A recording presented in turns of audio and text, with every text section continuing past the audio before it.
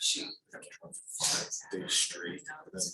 I rode my bike out there. It was like time. She works over and she was, yeah, because I that's all I did so late.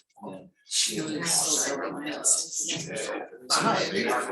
So like when she's.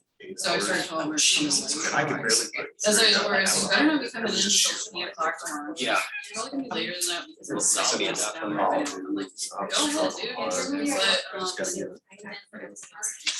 But it took me about 6 hours less than over, and she was 3 hours closer. So just like it's split.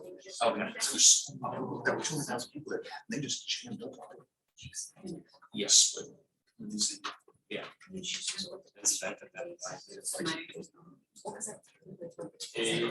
Actually, no.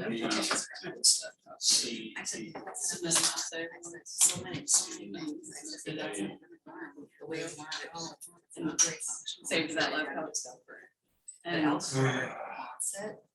At least for me, right, trending, and so that's why I think it's still building. I don't think we actually officially canceled it. Yeah.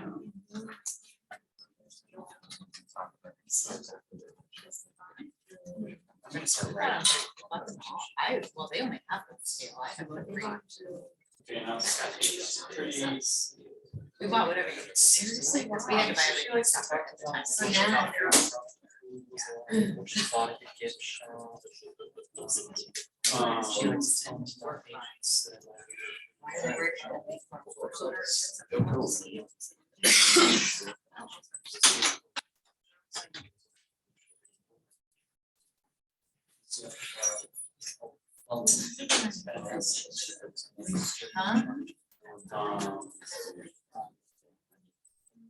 I just, I wanna sell it, I wanna save an Excel spreadsheet, but I save it to like to my drive. I can imagine. I thought about. Or why did I save it to the desktop?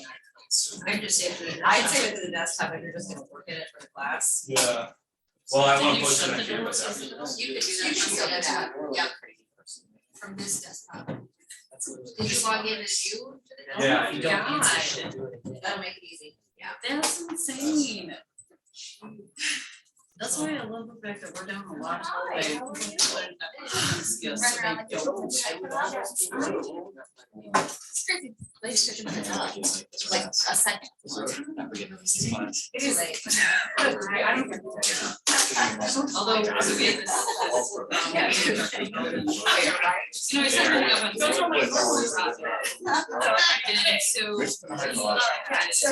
actually, you know, it's like me, Mary, and Ron. So just go about that. Or they say, but. I'm like, we're expecting this. No, I do the wanted to same sit thing. here with my I camera moved into the morning. mess around with my camera, I think there wasn't really much.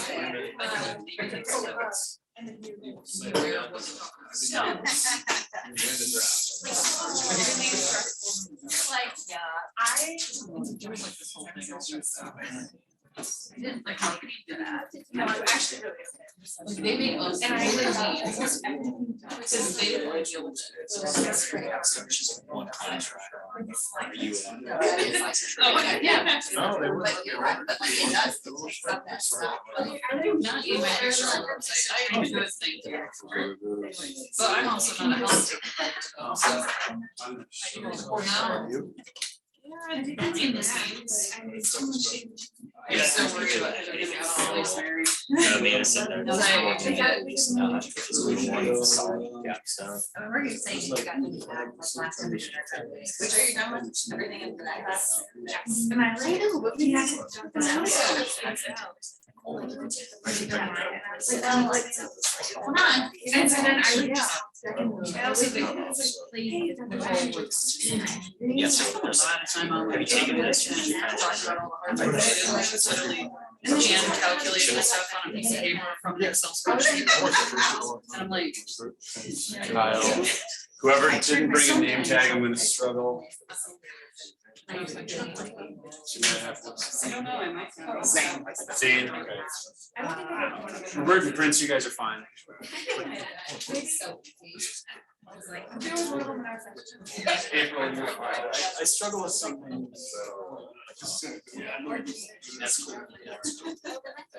I get not sure which one you're looking at. You gotta. And I know that you and I talk all the time, but they keep dropping your names. Chad. Yeah, Okay. short, sweet. Yeah. Yeah. So I think we got quorum. I think we've got Kara's out on it for graduation, but I know that. So we're only missing one person. 2, 3, 4, 5, 6, 7, 8, 9, 10. Yeah. We're missing one. The architect. Architect. Yeah. The engineer or the architect? Kara, I know is not gonna be. Okay. Yeah, Kara's is the lead engineer for the city of South. She's a PhD in engineering from Notre Dame. She's Dr. Kara. Oh, damn. Yeah, yeah. All right. I'm a little bit humbled, but I know more about accounting. Yeah, there you go, man.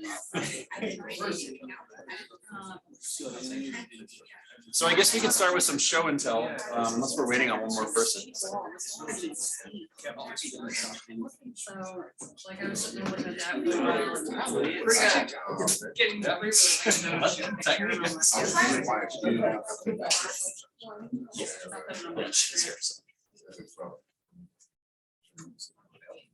No, that was big.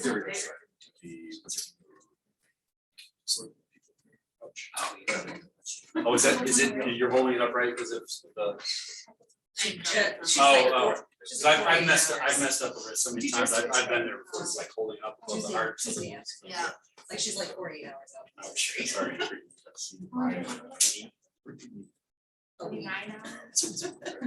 So this was my morning, actually. We announced my own gig. We did our earnings. So my last 3 weeks has just been like, crazy. So what you do is cat wrangling. We've got 160 businesses, got to close the books, got to consolidate the financials. It's huge corporate financing, but then you have to tell the story. And in our story, and you guys, it's all stuff we just released this morning. It was just really good, but you have to explain why so good. You have to dig in all the different parts. And so this is one of those 8K filings, remember, those 8Ks? And we got 2 more attachments, and so we issued our press release. And again, all that's, remember the first class, the revenue and the income and all that stuff, this is what you talk to. We're looking at profitability, we're creating a narrative, comparing it to the previous periods. Did any of you guys pull up earnings releases when you're looking at the companies that you're evaluating, anything like that? Is this the first time you've ever seen something like this? I have PowerPoint. Yeah, I'll show you my PowerPoint. I've got PowerPoint too. Team, it's like I just kind of supervise. But so before a company files its 10Q, they want to get the news out as quickly as possible. And sometimes they'll do an earnings release 2-3 weeks in advance of the 10Q. Because that 10Q is kind of limited, it's kind of very formal, it's kind of very dry, it's kind of like professional ironing, whereas this is like more like table tennis. It's a little bit more exciting. This still you're constrained, but you tell what's happening in the period. You say what revenue is, you say what profitability is, and then you got quotes. We break it out into our end market revenue. So what do we do? RV, marine, MH, and industrial. That's how people think about the way we do stuff. And that's kind of how we tell the story. And then we talk about the balance sheet, right? Remember the balance sheet? It's what you have, the income statement of what happened. And for us, we're talking about our working capital. Building up inventory so we have stuff so we can sell it to people. We have cash flows, right? They were negative this time. We say, why? We're investing in that inventory so we can ensure the success of our customers. Business outlook. Where are we going? What are we going to do? How do we think the health of the market is? So this is what the end result of financial reporting is. And then the income statement. Remember the income statement? That's what you guys were using to build your models, right? This is what I'd use to build my model if I was going to value this company. Although I create a forecast as well. Here, comparative financials in your income statement. Is that legible or should I blow it up a little bit more? Okay. And I'm pulling this straight from the SEC website, right? SEC website. The balance sheet, what you had, looks like we got $63 million in cash, got some receivables, and total assets, and then your liabilities, your debt, you know, how much debt. Cash flow statement. Tells a big story. You know, tells you what your net income is, tells you what your uses and sources of cash. It looks like we use a lot of cash in our working capital, right? It's all publicly available information. I'm not telling you guys anything that is private. And then this is a weird thing. We had this new accounting standard that came out this quarter, and it affected our earnings. And so we had to, this is the nerdy aspect of my job, but just people had questions, so we got ahead of the questions and put it out there. Now, a little bit prettier is this guy. So it's new graphics. I got these 20-year-olds that they know Canva and all the marketing. It's like I'm just, I can log on the internet, I'm happy. And this is some boilerplate. This is basically just saying, hey, we've got these statements we're making, and don't make it easy. But yeah, highlights. And so this is a little bit better, a little bit easier. You can see the visuals, right? Growth, profitability, growing acquisitions, ESG initiatives. So is when you guys were going to investor relation websites, is this kind of more like what you're seeing? The earnings release is probably what you weren't looking for. The earnings releases hit the news wires. It's so when you see those Insta releases, it's like some algo pulling it. The algo can't really pull it from the PowerPoint. And yeah, like pictures are so much prettier than ever read, right? Way prettier. Yeah, and what do the arrows mean? If it's green and up, most likely good, right? So a lot of good stuff we spoke about today. Sector trends. So, you're thinking about your forecasting, you're thinking about evaluating your results. Like, okay, you sell RV parts or you sell marine parts, but like, well, how is that relative to the context of the markets, right? You tell a story, you craft a narrative. Your financial performance is obviously critical, and these are the fundamental things: your sales, your profitability, your EPS, your adjusted EPS, which is kind of weird thing this quarter, that new accounting standard. Balance sheet again, what you have, what your resources are, your liquidity. And then there's some boring reconciliations. Yeah. So I know that the gap standard is like half portion of it. Yeah. How much does your non-gap versus your gap vary by, like, is it pretty much right in line with each other, or are they pretty drastically different? Yeah, so GAAP is what you're required to put, in your financial statements, right? But if you're doing a 10Q or a 10K, it's got to be GAAP. There's no non-GAAP in there at all.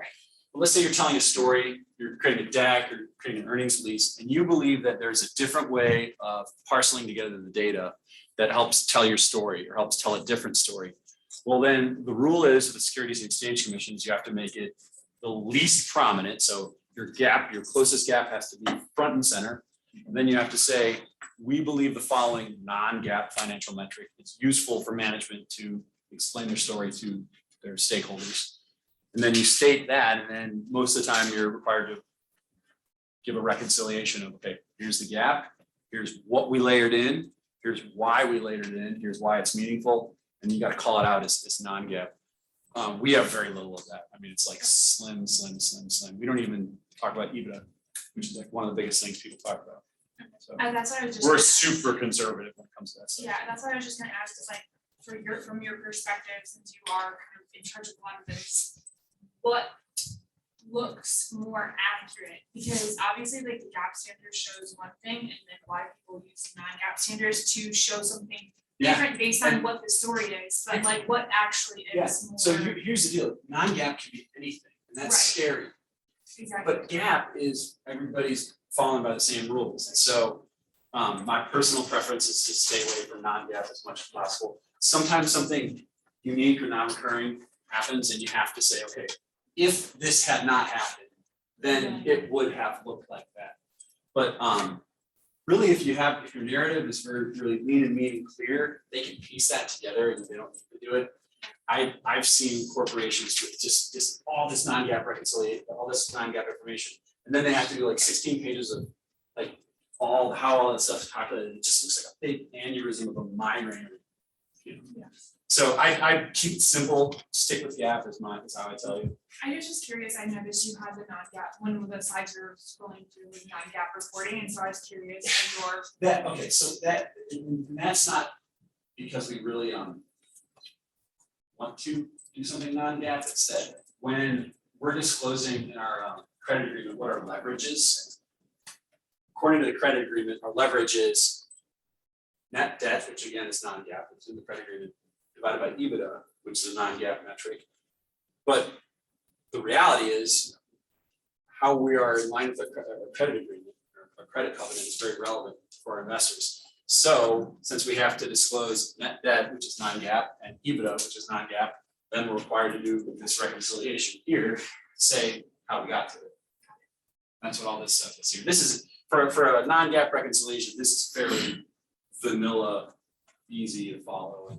But I mean, there are companies that they do all this fancy stuff, they think that they're really helping people, but then at the end of the day, they figure out like how they got those numbers. They've got like 16 pages of this, and it's way more smaller font, dense, and it's financial reporting burdens for folks that were credit is pretty intense. So anyway, that's what I was doing this morning and over the last 3 weeks, and then we'll file that 10Q this Thursday.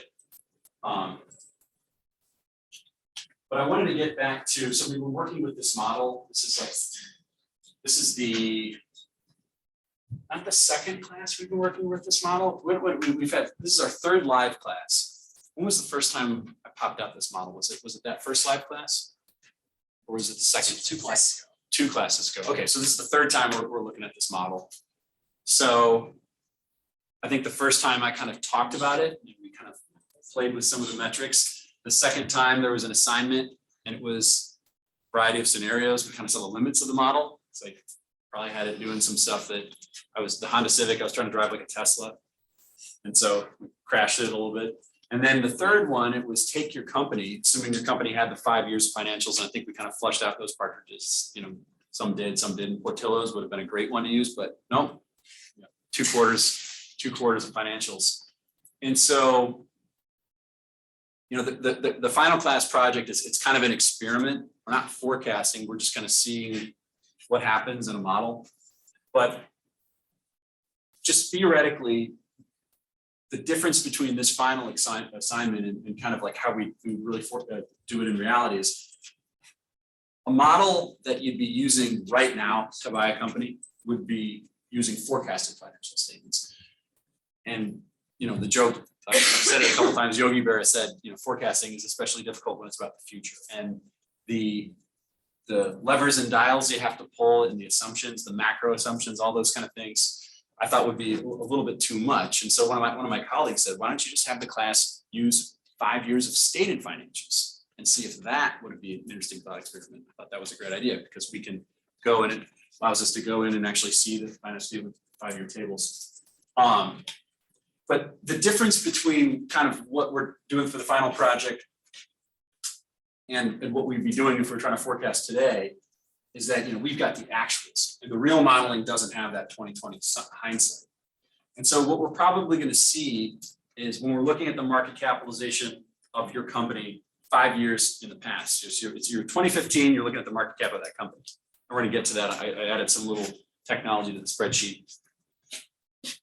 Well, we've got the actual 5-year financials, but the market cap of that company at that time didn't have that certainty of 5 years of actuals, right? It had the uncertainty of what those 5 future years in terminal value would be. And so you're going to see a disconnect, right? You're going to see, hey, this valuation doesn't match up. And that disconnect is from the beginning of 2015 until the end of that period. Was it the end of 2019 or 2020? You know, management had a forecast. But what went? What happened? Well, execution is the first thing. That's number one. They did better or worse. They said they're going to earn $100 million. They earned 200. Well, like Elon Musk, they were loss making. No one believed in him. Now, basically, he's doing more for what he thinks is climate. You know, he didn't start out as a climate change guy, but he's rolling out this thing, and you know, the EVs are what they are. You know, he's turned it into just he's the wealthiest guy in the world now. But I can tell you, 5 years ago, that was not, everyone said he was a total huckster. And then now look what, now I just bought Twitter. All right, two classes ago, somebody was asking about Twitter. I mean, he bought Twitter with his own pocket money. Question? I was trying to read what number 4 said. Oh, number 4. Oh, I'll read my handwriting because It was more the symbol that and the weird angle, because I'm getting weird. that's an ampersand. Yeah, it's like the and, you know. Other things, so execute, how management does, new management comes on. Old management stays, does a bad job. Old management stays and they do a great job, it's execution, right? Plan the work the plan. Macro, right? In 2019, if I said, hey, there was gonna be a global pandemic, the whole world is gonna shut down, people are gonna quarantine, everybody's gonna be required to do like a vaccine, and unemployment's gonna drop, is gonna go up to 25%, but then it's gonna recover very, very quickly, and we're gonna have some of the tightest labor markets and commodity cost pressures. And I'm telling you this 2019, I'm lecturing this. I said, this is my prediction. What would you say to me? Crazy. You We haven't seen that in 100 years. What's gonna happen? Yeah, and then I can tell you at the beginning of that pandemic, I mean, everybody in their right mind was battening down the hatches. How are we gonna roll? This is gonna be a tough 5 to 8 years. Armageddon. And then now, the labor markets are still tight. So macroeconomic factors can affect, your forecasting, your labor, your interest rates, your GDP, gross domestic product, your inflation. If I told you in December that Russia was going to invade Ukraine, what would you tell me? Yeah. Okay, that's actually a little bit less of a far-fetched Yeah. tall tale than the pandemic. Do you remember Crimea? Yeah, right. Another thing though, I mean, if you're a highly acquisitive company and you're not modeling in acquisitions, because who knows, right, what you're gonna buy and what you're not, acquisitions are gonna affect your actuals, right? Divestitures, maybe you spin off. When I was in Atlanta, I worked with a lot of folks that came from GE, because GE had gone from this massive conglomerate that made nuclear missiles, aircraft, they had a big finance arm, they were like the world's biggest bank at one time, if you really consider that healthcare, and then they just spun it all off. And now, I don't even know what's left of GE, something. I think you can still buy the company, but it isn't the old GE. And so that would massively affect your forecast, your actuals. Your WACC and your valuations, I mean, if you think about it, if you have a real-time model, you're constantly adjusting your WACC based on how volatile the actuals are, how volatile your forecast is, and that's gonna obviously affect your valuations. The forecasting and valuations themselves, how you're driving that forecast, high revenue growth, low revenue growth, it's being affected by this, right? So to the extent that anyone has a model that they'd like to share, I thought we'd spend some time today kind of just having on a case-by-case basis. Maybe a few folks maybe email me a model and I can just pop it up here, because this is the old model. I mean, I can find any old company in the public competitive market, but maybe somebody step outside your comfort zone, shoot me an email, which is you could pop it open and see what's happening. Except for I didn't find capital expenditures, so that. And then that's fine, and that's fine. We'll What's your email? JAEROSE JAEROSE@IU. at IU.edu. Okay, so I'll check that. I was really happy that nobody sent me any emails over the last 2 weeks, because I thought like I owed you a spreadsheet, but then I watched the lecture and I thought I explained it pretty well, so. That was good. You guys still have to review me. Professor. Do you actually get mine? Why does there say? It does, it asks for you Yes. and another. There was a Professor. Jeff Tricka or Tricka? I know Jeff Tricka. And he's listed as, he taught this last semester. I was like, but why is? I just kept adding, I kept commenting, I don't have this person because it's a church. So he is listed on the class roster. I went to lunch with him randomly. He does some work for another company, but one of my colleagues, I went to Hacienda in Elkhart. We had the Hacienda chips. Why are we doing that here? I don't need it to be up on the screen, but I have been practicing, so I clearly did something wrong. And I don't know how. So, if we could. Mine's not very, yeah, yours about that. Yeah, or we could bring it up in real time and see. I don't know, but yeah. And that's I clearly filled out everything correctly. And then, so, I actually am freeing up a little bit too, and I can definitely do office hours Zoom, we can talk about it. Yes, okay. This research, I probably not have to do it. Cause it was really hard to find all of it, and I was, yes, I found all of it, and then I was like, what on happened that they're now. Mine is a weird formula, like I actually thought. Yeah, and it's weird, you were doing an M&A department. That those initial stages, are not so great. We think we should buy this company. So it's models on this.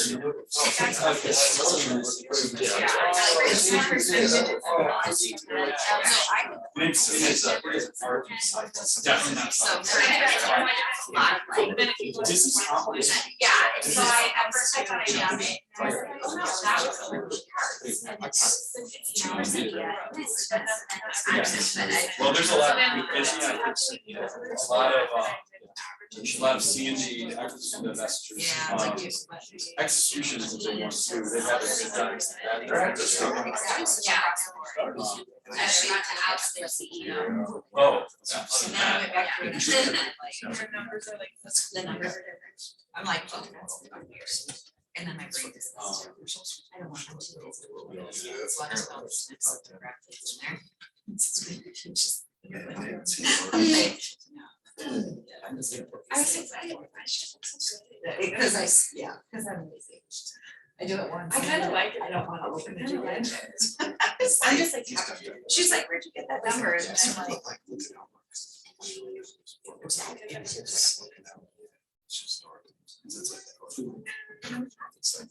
So, Abby will open it up here.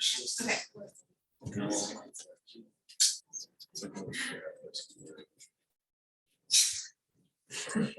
I should probably save it so I could play with some formulas, right? Yeah. Okay, so. Let's see. Edit in Excel desktop now.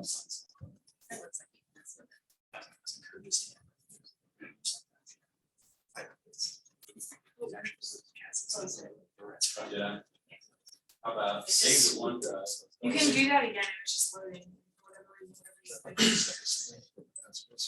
whatever. OneDrive, let's see what's OneDrive. It's over here. OneDrive. No, No, don't do that. Just download it. oh, there you go. There it is. I made that little note, that's the only thing exciting. Mine looks like my brain threw on my spreadsheet. Sounds like a good model. Mine is, I didn't put anything in decline and growth, I only modified specific. Okay, so. I did say Stay.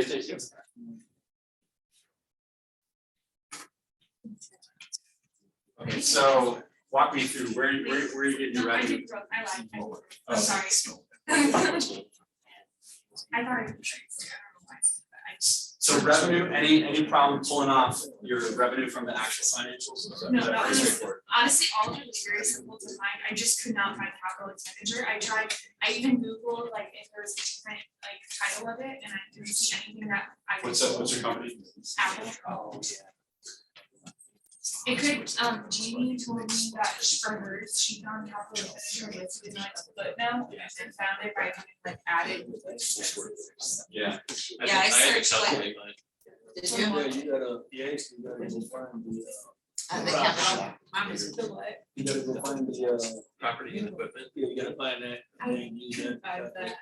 Well, I didn't like realize like, I couldn't find that that's what I needed to do, and so then I was like.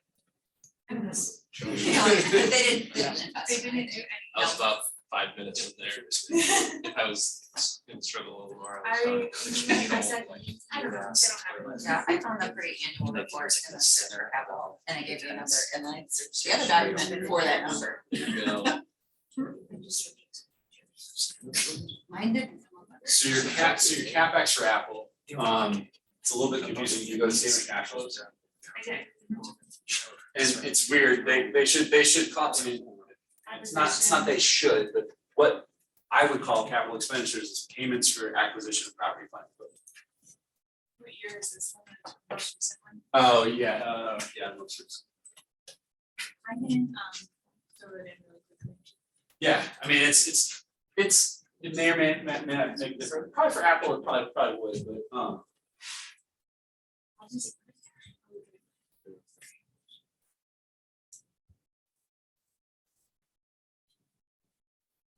so the cost of sales, I'm trying to think, Apple, they're not necessarily service oriented, they're manufacturing, right? They're making like the iPhones and the MacBooks, I've never. They do have Yes, some it's service. that way. I love it because they do, No, like, when I was looking, like they do food self service, it's minimal though. Yeah, and I'd be curious, if it's for those service providers, do they record it to the cost of sales? Do they record it to their operating expenses? Does it really matter? I don't know. D&A, depreciation and amortization, which is recognizing the expenses from the capital expenditures. What we could do is, well, you had it with 2021. You could figure out that 2021 and 2020 CapEx are there. 2021 was the most recent one. So I'm typing them in because I have them actually both up right now, so. 11 million, 7 million, No, 11 million. I That's actually billions, did. it's billion. Okay, so 11 billion. Here, let's go. So 11, 7, and 11, let's call it 11, 7. No, oh wait, 7 and 11. 11. Just start here. 11. I'll go 0, 7. 1 billion. So that's a lot of zeros, right? yeah, I didn't almost realize it, 1, and 2, I was, 3, I know 1, I 2, did 3, 1, 2, 3. Is that it? yeah.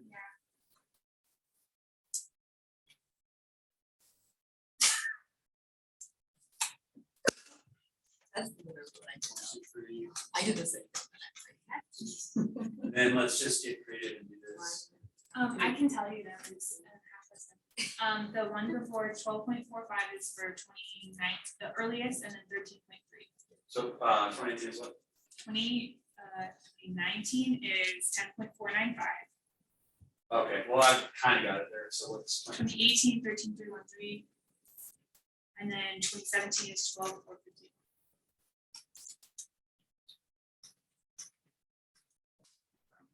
That's fine. So did this number change or is my part of the formula not updated? My No. last number did change. So we were at we had a CapEx, and what do you think that would do? Would that make the value go up or down? Down to subtracted. Okay, so if let's say if you had a company that didn't have CapEx, the first thing you'd recognize is that they wouldn't have depreciation and amortization, because depreciation and amortization is recognizing as an expense what you bought in terms of your equipment. So to the extent you have D&A, and it's curious to see if their D&A is in excess of their CapEx. It shouldn't be, it should be smaller. So. Okay. CapEx looks like it's kind of, Going down. yeah. And then this last year it went up again. And that's, that's something if, when you're on their earnings call, they're gonna be talking to that, they're gonna say, we expect capital expenditures to be this part of our capital allocation strategy. It's gonna be one of those forward-looking statements. But I mean, you remember, so we're at 664,319 right now, I'm fixing it right now. but I'm curious to see what it was before you added CapEx. You remember, was it higher or lower? It was exactly, I got it exact, like it was like without like a couple $1,000. Oh, okay. So I had it accurate there. I'm trying to figure out what the new back is. It's 10.14 now instead of 11.3. Okay.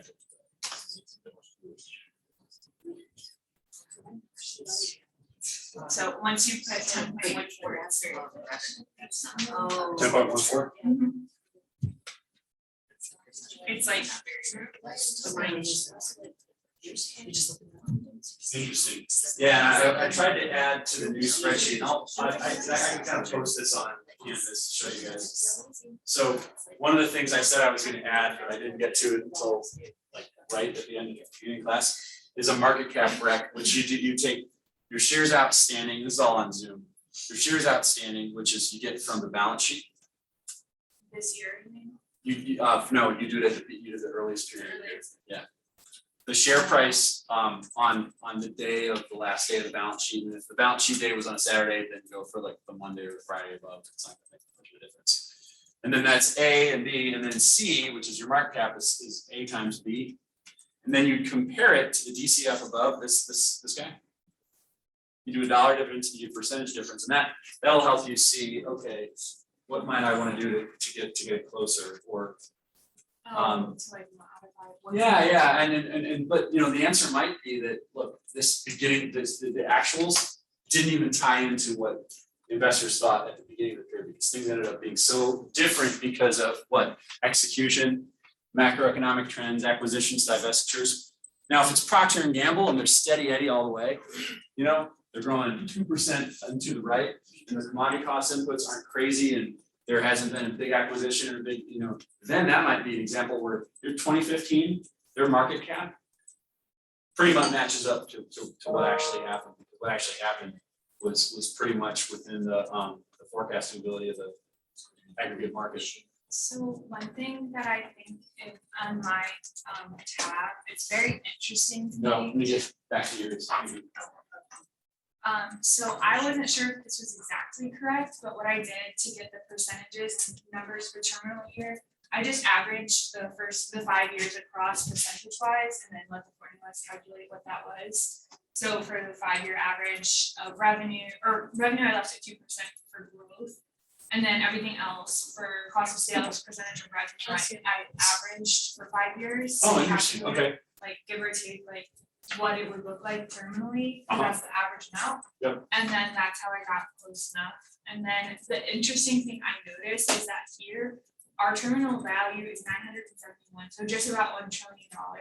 But if you look at the market capitalization today, the actual terminal value or the actual market capitalization is $2.3 trillion. So their terminal value What company here is is this? Apple. Oh, I was gonna say, those are some sporty numbers. So, Just but throwing like- trillion around like it's nothing. Yeah, so like they're like at 1 trillion per terminal, but they're currently market capitalized at 2.3 trillion, so I think it's or 2.9. Yeah, I mean, of course, the market capitalization isn't necessarily in correlation to this, because this is the gross value. Sure, It's always gonna be the discounted value.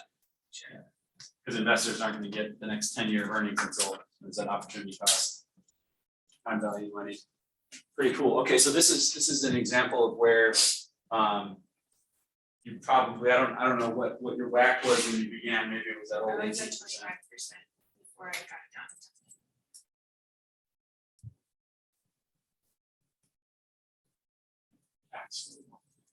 When I was changing my tax rate, it wasn't changing. Oh, is that right? Yeah, that might have been a limitation of the model, maybe it wasn't pulling. So, At least for me, it wasn't. and it looks like they have a little bit lower tax rate, because probably they're international, because if it was US, you'd say 25%. And Apple sells everywhere, you know? So if I bring my WACC up to 18%, what do you guys think is gonna happen to the value? So the value is right now at 778 billion, which is unbelievable. If I bring it up to like, let's say 18%, what do you think is gonna happen to my value? It's gonna go down. Ouch. Oh. So I would tell you, I mean, again, this is very theoretical what we're doing right now, but this time, all things being equal, if that was your result, you'd say, well, I've got all the numbers correct, and you know, that is the market cap. I did do my shares and I did do my stock price. What else could give? And then you'd say, okay, well, maybe I need to bring it up to 25. Oh, no, I didn't, that went the wrong way. Then so maybe I'll bring it down to 15. Okay, getting closer, maybe I'll bring it down to 12. Getting closer, maybe I'll bring it down to 10.5. Getting really close, maybe 10.1. Then you're almost there, right? Is that kind of? If you haven't done that yet, you might, in the next couple of weeks, that might be the thing. Now, Jessica, you were telling me Disney. Did you bankrupt Disney? That's okay. I was trying to bankrupt the model the other day, and I couldn't even do it. So but when you say it was it just negative off the ground? Is that possible? Is it? Yeah, I mean, so I'm pretty sure I must have filled out a line that I'll just preface this by like Excel is not my strong suit. Oh, yeah. I I was, mean, I I gotta tell you, I was there filled at in a one line point, that yeah. maybe was supposed to be a formula or something. Yep, yeah. And that messed it all up, but it's, And for that, if you wanna have like a litany of questions on Canvas, or I'm getting way more free this next 2 weeks, we're gonna do Zoom. okay, Yeah, hit me up on that stuff, because I don't want you to spin your wheels. I've Because, I've like, been the there, believe me. the I've said that. subtotal for 4 of the years is negative, so clearly Okay, something. is Okay, wrong. could be a FUBAR, and that might be some of my, I'm doing. Okay, and So- then, but like randomly 2017, they were okay, and their terminal year is okay, but everything else is Okay. negative. Okay, good, and then that's a great thing about this class, sometimes the company, it all matches up, and then some other times, Disney's complicated. you know? Yeah, that I also was like, this is not a great choice. No, well- because they're, yeah, And but it brings you to the reality evaluation, right? yeah, These equity analysts are just kind, because with Disney, it might have been built on hope and prophecy, it's like, yeah, things were going bad, but they'll get better, and then maybe things never got better. yeah, well, and then I think It's quite it possible. might have been like 2018, they got Hulu, and that like was like 7 They bought Hulu? pages. Yeah, so there you of, go, like, acquisitions, did you have that in your model? No. Injustice, Yeah, injustice, right. it was very, Yeah, okay. Open up the next.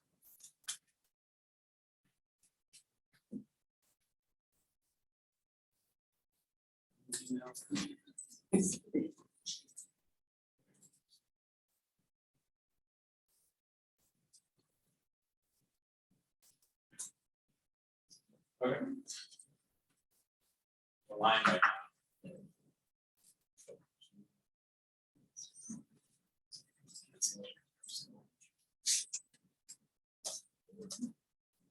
Which tab should I go to?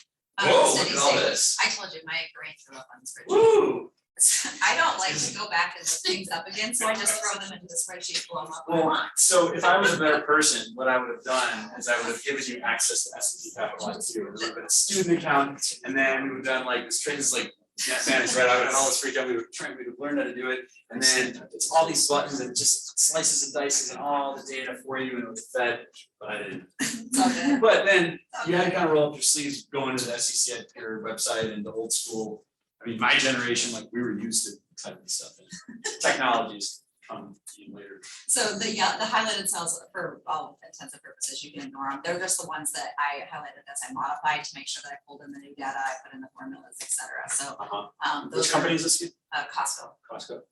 And then made notes off to the side as to where I got it. In a lot of cases, as the further I went, I pulled snippets so that I could actually recreate, like, for calculating the market cap, I actually did. Look at their growth almost doubled in 2021. Yeah. It sounds like people were buying toilet paper. I wonder. And But everything that else. was really 2020. The toilet paper thing was 2020. Oh, is that right? Yeah, 2021 was when everybody was like very unsure about all of their travel plans and everything else, and they So started. they stayed at home. They did a lot of stay-at-home shop at Costco.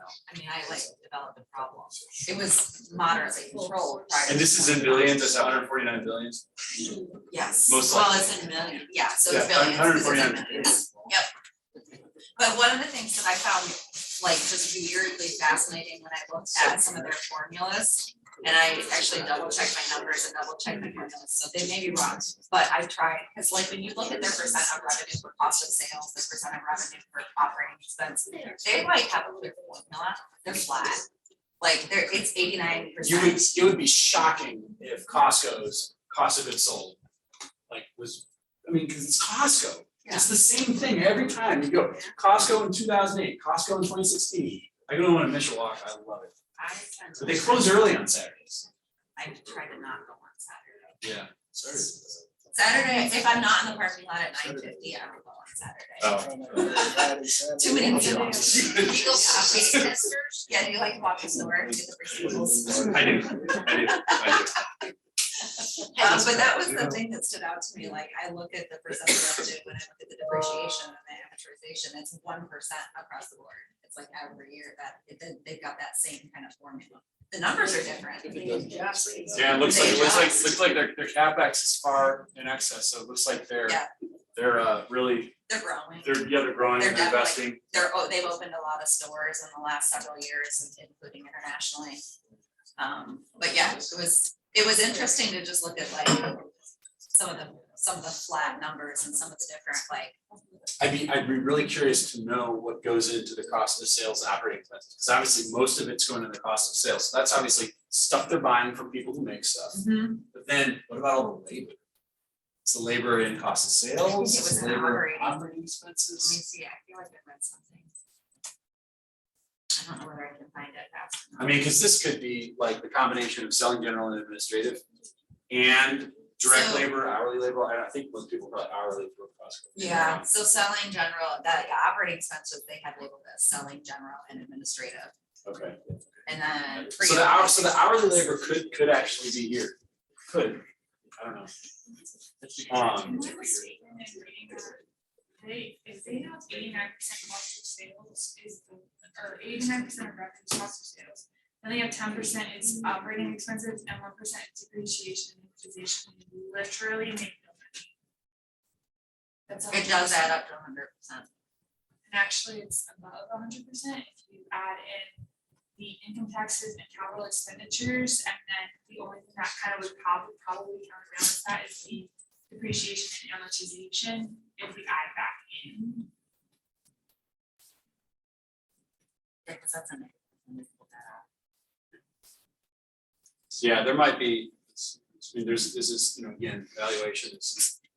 But they're, to your point though, their margins, are raising, yeah. And that's, I mean, you think about it, they don't really do anything proprietary. All Costco does is buy stuff that you and I can buy, in larger quantities that you and I can buy.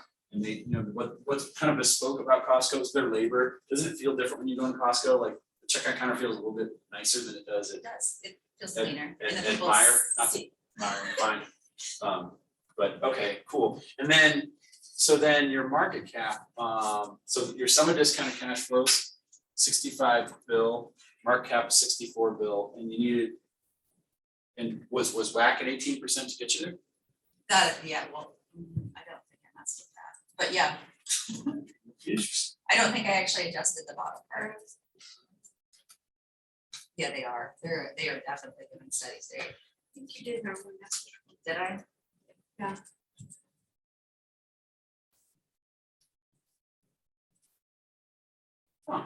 18% actually ended up being the number. Why not? Cool. Next in queue. And then just curious, what was, I just because I'm curious, what's going on here? Is this just your notes? Yeah. Oh, just yeah, notes. that's your stock price. That's the stock your price market. and which one I use, like, I made a note because I Oh, used the adjusted close and I was like, should I use the adjusted close? Or should I use one of the other one? They also on the The date, close of the adjusted close, it's typically just like a penny or two. It I don't wasn't even very far remember. off. Yeah, I mean, but I think it's the adjusted close. and then I had a really hard time finding the actual shares. Yeah, I'll show you where to find those, so it's Costco, right? It was, and there is a tiny snip there that shows the number of shares outstanding. What's the, what's that? COST, Was it? COST.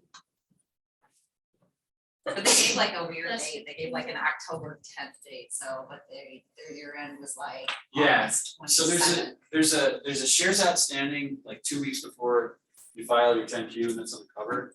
And then there's your shares outstanding as on the date of the balance sheet, and that's on the face of the balance sheet. I'll show you both. Okay. Because when I was going through that, I was like, okay, so they closed like August 28th or something like that, but the shares were not. So the first one is, this is on the face, this is on like the face of the 10Q. And so they'll probably file their 10Q like 10 days from now, or 10 days from that date. It's just some weird rule of thumb. It's kind of like close to around the time we file, here's how many shares we have outstanding. Then there's the actual balance sheet. And And it's, yeah, I found that. And this is actually at the date of whatever that, so like whatever the balance sheet date is, like for here. February 13th, that's weird. Quarter end. Who closes their They were books all then? kind of like that. It would be like August 27th, and I'm like, that's And not so even- then, what for, is if that was the date of like your first 10K, then you just use this guy right there. They were breaking up support down. They were. Costco. So let's go.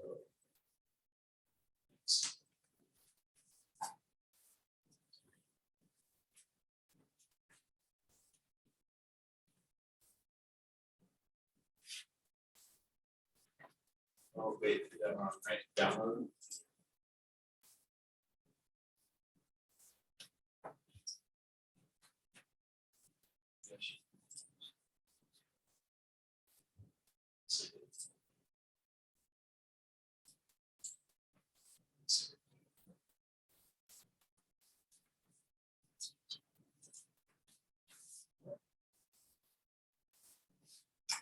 Stop.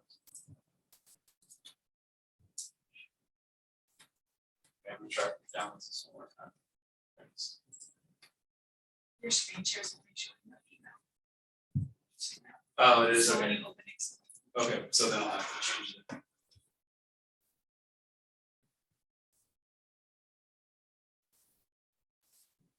Well, now it's kind of. It's not showing in the videos, it's not showing because you. Oh, selected- okay, thanks, that's helpful, okay, so.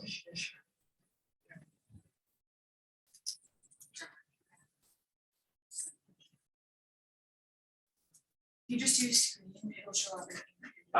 Perfect. Okay. So, whose model is this? This one's mine, Okay, so I'm probably definitely gonna have to take you up on one of the Zoom sessions. I don't know if the model didn't deal well with how the company was impacted by the pandemic. could have been any of those things over there, yeah. Yeah, because there's like some weird growth years, pretty significant negative, Which company is this? as a revival. So elective surgeries really hammered them. So 2020 was not a nice year. 2018 was pretty anemic growth, 2019 just, and then 2020, yeah, no thanks. Then nice recovery in 2021, but the problem is, when you're recovering from a negative, it's still, You're not even getting all that back. yeah, because look, even with that 11% growth, they're still not where they were in.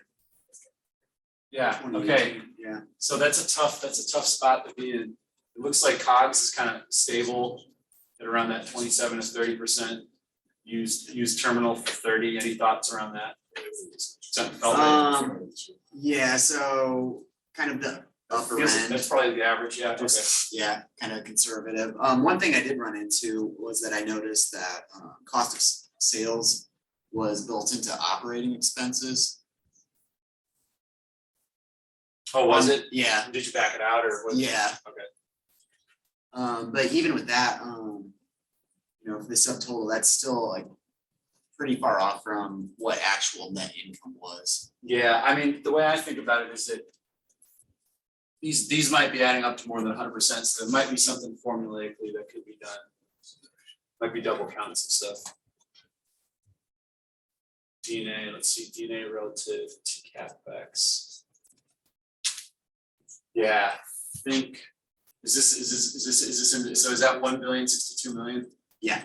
So I think this would be like 1,560,000,000, so you might want to like multiply this by 10.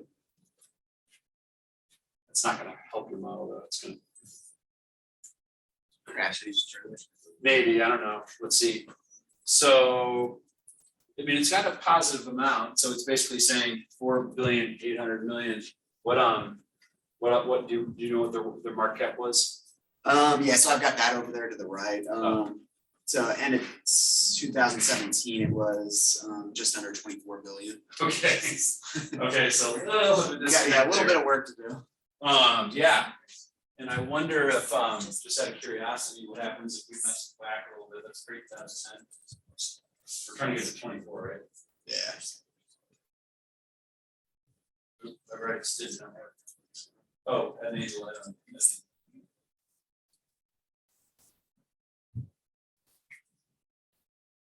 So brought back down to 10, now it's at 16, that's a lot better than 4, right? Yeah, and then there might be a couple of finagling thingamajiggers up there and He gets it over. yeah, it gets way closer. Okay, that's kind of neat. So yeah, I don't know, it's just, I think it's kind of an interesting like case study of how difficult it must be for people who do this as a full-time job, like. Well, so I mean, this is for me and my team, this is like all the time, you have an idea, okay, maybe this could work. And you gotta start somewhere. And you have limited, sometimes you've got a lot of financial information, sometimes you have limited. And it is an art and a science, and sometimes it's a lot more of an art than it is a science. But this Which is is, funny, because that's never the picture that I had in my mind. oh, well, that's not how they teach it in class. Yeah. You know, it's all theoretical, but, you know, I love professors, they're great, but it's like, there's also, they're teaching, so folks, when they go to the real world, will have to actually do that stuff. And you can't hide behind theory in the real world, like those decisions are gonna result in consequences. Like Disney did, what Should was, not bankrupt. what the what was the company that they bought? Hulu. Did that work out for them? Yes. Was it, okay, so that was a good investment. And Marvel was good for them. Marvel was good for them, okay. The Angels were not good for them. They owned the Angels for a while. Oh, is that right? You can buy Angels? And they won, they owned the Anaheim Ducks too for a while. So their foray into sports hasn't been good, except for ESPN. Yeah, they own a lot of stuff. They took an L, they took an L at Florida, and specialized center Because our Wow. G's have 60% and Yeah. Sim have 32%. That's, those, I mean, those are sporty hot They're numbers, right? crazy now, especially when you look at like the trends of the previous 4 I wonder if it's sustainable. I think Apple just continues to grow by 33%, a third of their. Well, you know, the law of large numbers is that, you know, large companies eventually will have to, their growth has to reach the state of, just the overall state of the growth of the world, because if it kept growing, it would be bigger than like all stuff made on earth. It's like that's the law of large numbers. So high growth companies eventually just become Costco probably went from 10, 20 million sales at one point, just like Sam Walton's company, Walmart, you know, and then like that, hockey sticked up, and then it's by law that has to just drag. I'm just Boring. surprised, like Apple's already so large, and then for them to go 33% in a year is crazy. Yeah. The iPhone, it's just a source of happiness, isn't it? So, It was, I didn't have any idea possible since the how long has it been around? Long I time? mean, it was around the 80s.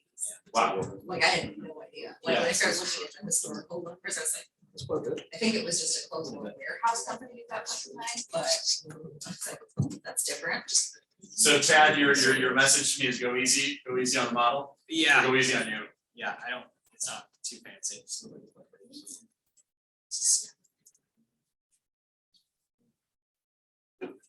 I pretty much had to reverse engineer yours to get it to line up, which may have been too much work. I wasn't so busy the last 3 weeks. I would have totally enjoyed like breakout sessions. It's all work with models, but what's going on here? What's it's target, right? Yeah, Ouch, what happened in 2017? Well, the revenue went down by 6%. its sales are way down. CEO put out that they're struggling to adapt to online purchases of competitors like Amazon.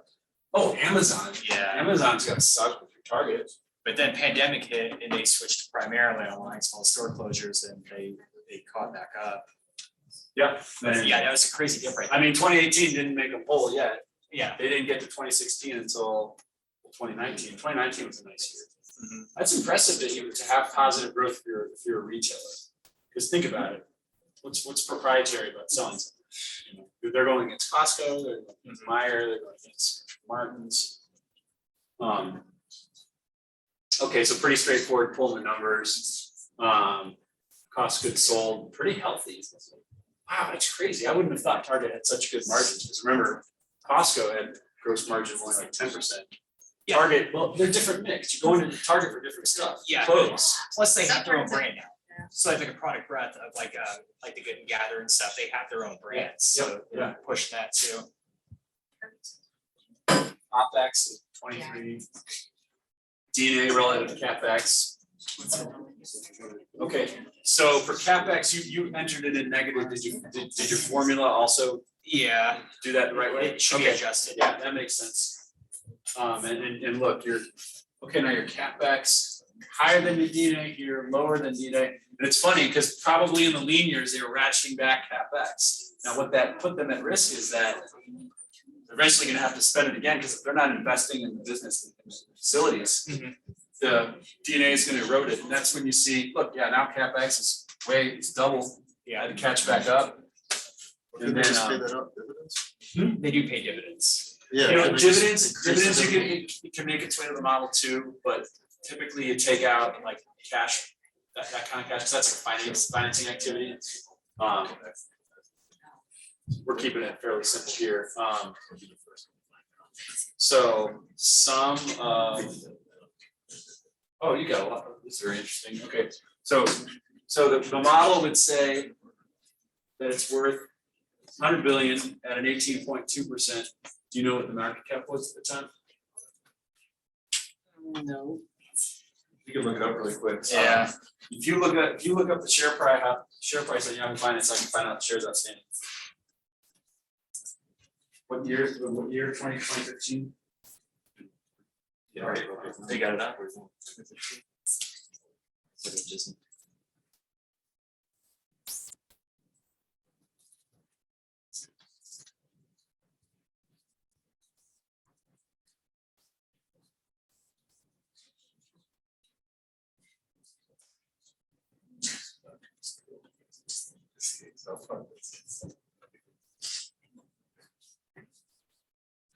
That would have been filed beginning 2016.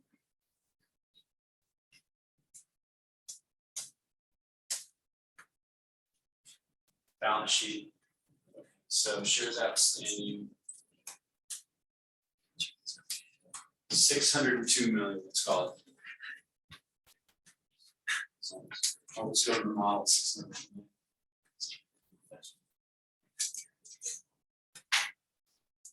602, 1, 2, 3.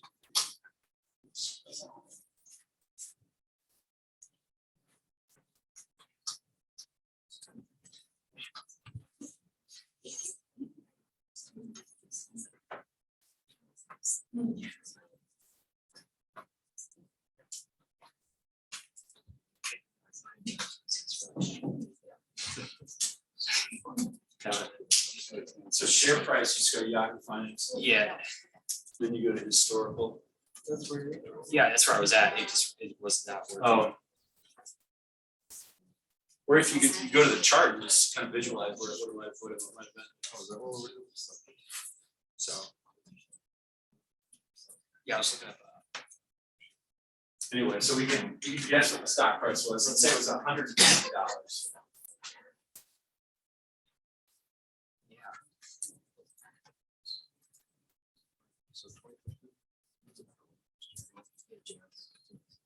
That'd be a market cap of 90 billion, which is very close to pretty darn, Yeah, yeah. that'd be pretty close. So I mean, I don't know what their share price was in 2015. Maybe it was 150, maybe it wasn't. But if it was, then that's pretty close. You wouldn't have a whole lot of work to do with adjusting the WACC. But that's the idea, January to what it was. So it closed 82. 82? Yeah, $82.07 Okay, on 1 January. Yeah, 8207. okay, so now, at 82, now you've overshot by like 50 million. And I can tell you, that's a pretty nosebleed WACC, so I'd bring it down to 10.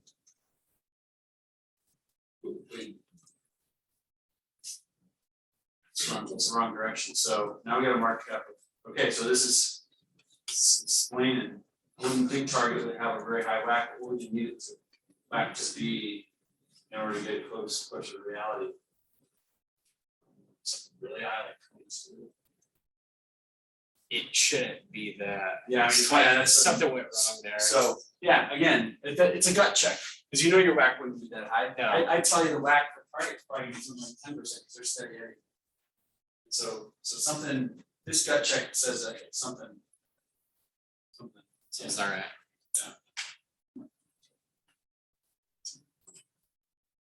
Um,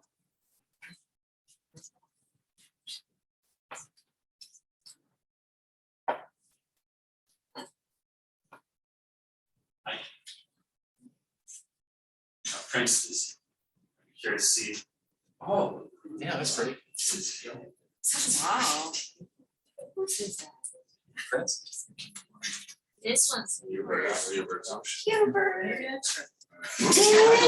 Yeah. I sat back and said I might have did overkill. It just looks like the earnings deck I just put out. What's even crazier is that where it says Nike stats in the yellow, those are drop downs. If you click all those down, Oh, boy. it Okay. switches over to where you can just start playing with it for real. Okay, oh, wow. And then you put whatever number you want in and. All the way up to 100%. Man. Hey, I need to blow this up, my eyes are. Nike stats manual adjust. Oh, yeah, that was just.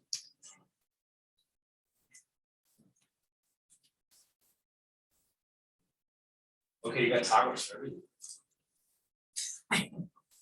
Wow, okay, so. But the thing is, I was like, I didn't know which one, so I ain't must have bought them like the whack stuff yet. Well, this is what I really like about this is a great way to pressure and stress test. You know, you say, well, what if? I mean, you're gonna be, you know, candidly, if you're modeling, if you wanna buy Nike, let's say you're a big, you wanna do, you're a competitor, you're a Reebok, or you're a private equity, you're gonna stress test this under a variety of scenarios. You're probably gonna have like 30 bets. You're gonna say Nike in steady state macro, Nike in, you know, volatile macro, Nike in inflationary macro, Nike in high interest rates, Nike in low interest rates, and, you know, Nike in if we divest the following Nike assets, Nike if we grow, and so this gives you ability to just copy this tab and then not have to recreate the wheel, you know, just play with a variety. So That was what I had in mind, just being able to put out just like the numbers. yeah. And so the less, that's kind of just walking you through where the math is going. Yeah, I don't have Excel skills like this, so I can just tell smarter people. This is cool. So you have to change the tab like that first one up there, it says Nike stats, you switch over. This guy? That change that to like any other, something else. Yeah, it alterates. Then everything switches over. And calculations start changing. Yeah. And manual adjust, you just put whatever number. Some of this, so right now we're at 4 billion or. Something like that. What is Nike's market cap right now? Or at that time? Is Quite big. it's 20 billion. 20 billion. Oh, I'm sorry, 199 billion. 199 billion. Is that now or a Yes, now. period? Okay. Let's see what happened when that's back. So. That comes up. Oops, that's back this now.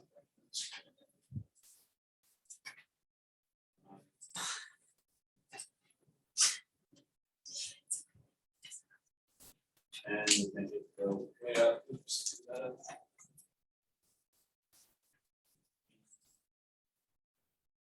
It's 24 built. Yeah, so right now with a WAC of 10, they might not have a super. I mean, Nike's fairly steady. I mean, they're not like people are like, oh, I'm gonna suddenly buy shoes. No, like people are always like buying. Got a colleague that's got like 150 pair like basketball shoes, and like he like the minute it comes out, like he gets it, the weights in line, so. And he's been doing this, he's been like that his whole life, so it's not like, it's like, I'm not gonna wear shoes are. So Nike could have a whack of 10, and that brings it down to 6, that brings it to 16. Maybe they have a whack, I don't know, of 8. Which would bring it to almost the 24. I mean, that wouldn't shock me. I don't know. Nike's been around forever. You know, it started in Eugene, Oregon, Bill Bowerman, the waffle. This is cool. And then, but this something like this took like incredible amount of work to set up, but once you got that technology there, I mean, this took you a week. That sounds about good. And then just playing around, making sure things calculated right. It might take me back. Yeah, and I've been there. We do a test every year, and first year I did it by myself, and I had to create all that stuff. It was a lot of hours. Now I've got smart people doing it for me, and I work with them. But it's just to review the formula. It's simple, it's just plug and play once you get it done. Yeah, once you get done, although you can't have too much faith in it, it's just still one thing could go wrong, and you're like, yeah, it's perfect buy, and then somebody looks at the formula, and they're like, did you consider this? And then once that formula is fixed, I've been there, so. Okay.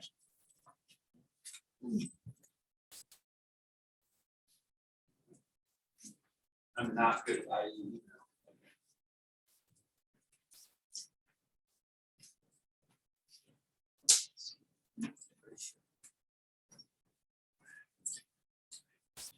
Okay, Roy, what do we got?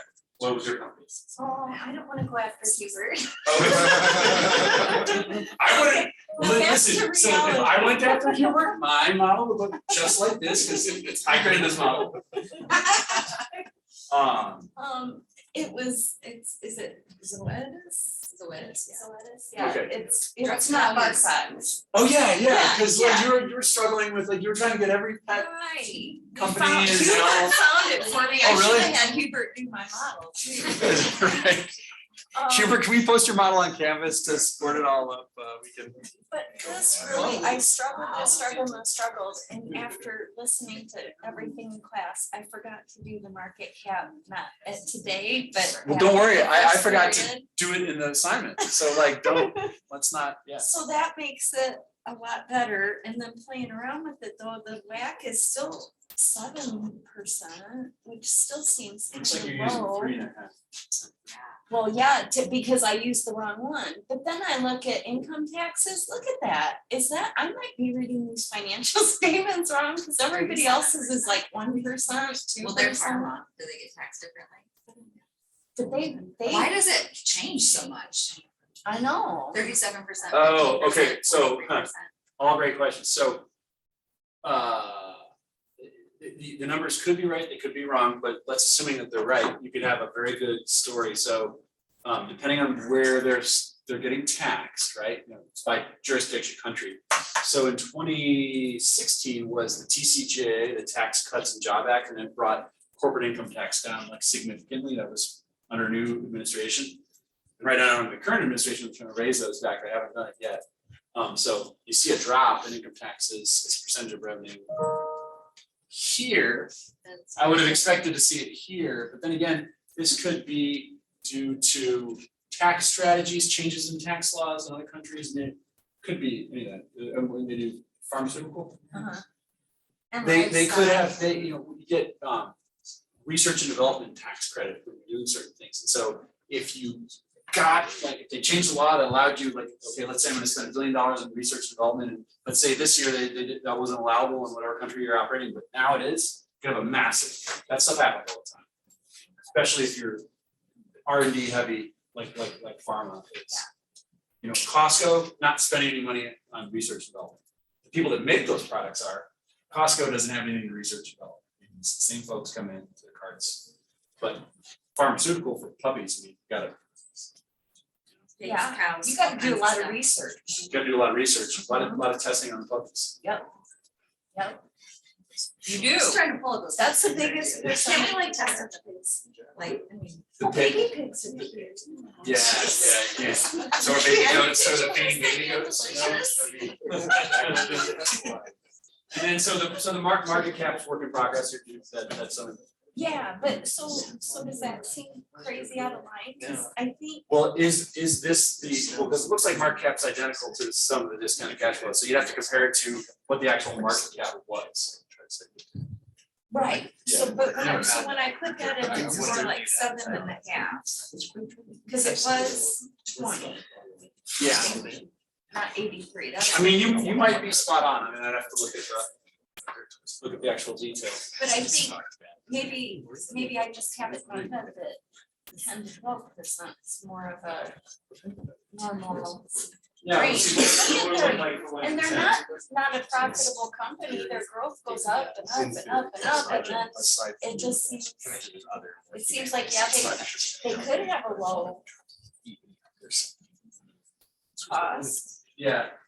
Alright. So right now, it looks like they might need a lower, higher whack, but it's again. Yeah, I think if I use the right numbers, it's more of a 7.5 than a 3. 7.5. And again, valuation in art and science, where there's more of a difficult bespoke company like Puppy Pharmaceuticals, I mean, you're not gonna have what you call a lot of proxies, like Target could be compared to Meijer and Costco and Walmart, but puppy medicine, I don't know. Well, it's not horribly dissimilar to human pharmaceuticals. Oh, is it? No, that's not good. So, I mean, as far as competition, there's quite a few different companies that do it. This is probably one of the biggest ones. This is owned by Pfizer. Oh, it's owned by Pfizer. Okay, and it's a publicly traded company. But Pfizer just majority controls the shares. Okay. It's their division. So yeah, there's a market for that. Maybe not quite as many. And not as many generic competitors.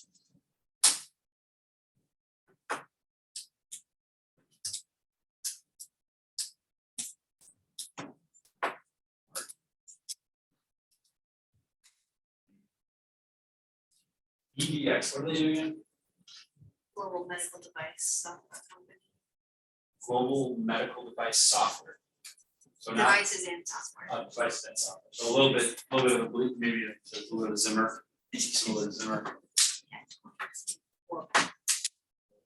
Yeah, that's rough here for a lot of. Okay, lot of- which is interesting, because that matches up with, and not that bad, what Zimmer is down 12, right? Yeah. So down 1% in the pandemic is. We had the meeting, we had the Veritor. So that kicked up with all the COVID. What's Veritor? It's the mobile like COVID test. Oh, really? Okay, they sell that. With devices and testing. Yeah. Okay, so it could have been a lot worse for them had they not had that Veritor then. Right. Yeah. But wow, 2018 is just, yeah, they must have rolled out a product or there's demand for it.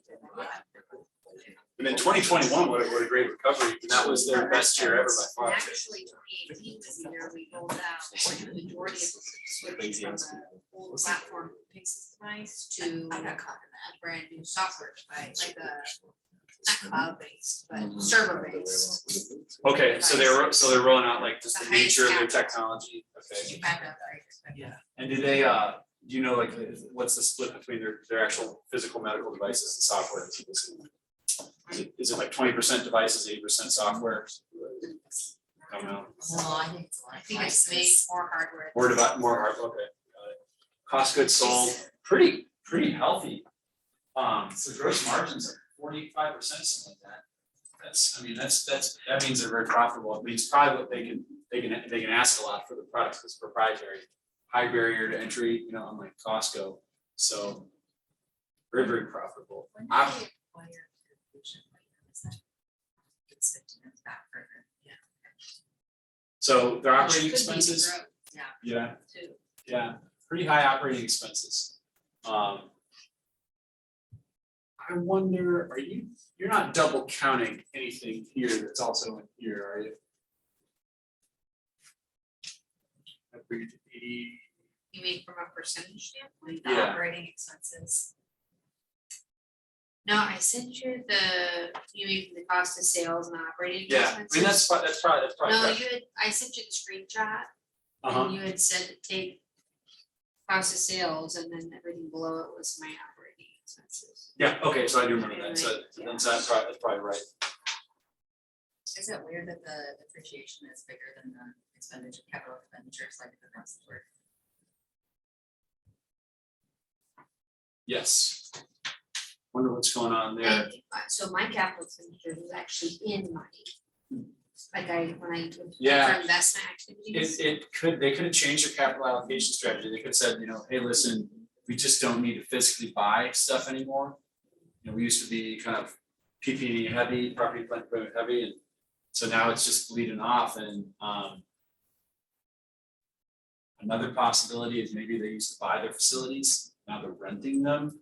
So now you're gonna see it show up in cost of goods sold, like So lease instead of expense and as opposed to D&A, that's also, there's a Well, million. that's another thing is you can lease some of the equipment or you can purchase the equipment, does that have a? changed That though, cause I. Yeah, so when you purchase it, it shows up as a capital expenditure in your statement of cash flows, not as an expense. Then later on, it bleeds off as an expense in depreciation and amortization. If it's a lease, it shows up immediately as an expense. So the way lease accounting works is, let's say you've got $10 million of lease expense over 10 years. You divide by 10, it's $1 million of lease expense per year. You actually put it on the books as an asset and a liability now. Cause for a while there, they used to be able to put it under like an operating expense, and that was one of the ways they used to. Yeah, well, leases were off balance sheet. They only put them on the balance sheet in 2019. I knew that was it. Yeah, you try adopting a new accounting standard. Go find all your lease expensive software process, new, put them Yeah, on. that was a big change. Yeah, it was, oh boy. Cause a lot of them they could push check correctly. Well, you always had to recognize it as an expense straight line. You always had to do that. You couldn't like not recognize it as an Right. expense. I meant like if But you didn't have to show it up as a liability as an asset, so. I meant from a, like, so if we were selling to a hospital system that wanted to lease, a lot of times they could, instead of having to go through the Capital capital processes. processes, they put it as an operating expense and got it through easier. Yeah. Yep, oh, that's capital lease versus operating lease. Right. Yeah, Even though now, it was equipment though. now the lease standard is strict, everything goes to balance sheets, and they don't call it capital, they call it a finance lease versus operating lease. And finance lease has got an interest expense and there's an amortization of lease assets, so it's almost like it's still capital expenditure, but it's not identical. So your difference is 6 million. That was at 15, I just was messing with the number. Yeah. I put the thing that you have on your spreadsheet below it. Yeah. It shows your percentage. Like you scroll down a little bit. Oh, wait, but we're, scroll Scroll down. down right there. I put what you have on your spreadsheet. Uh-huh.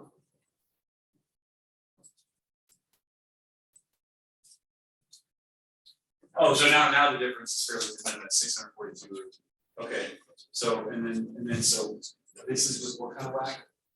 That's what the 11.5, every time if you change it, it'll Oh. update. Gotcha.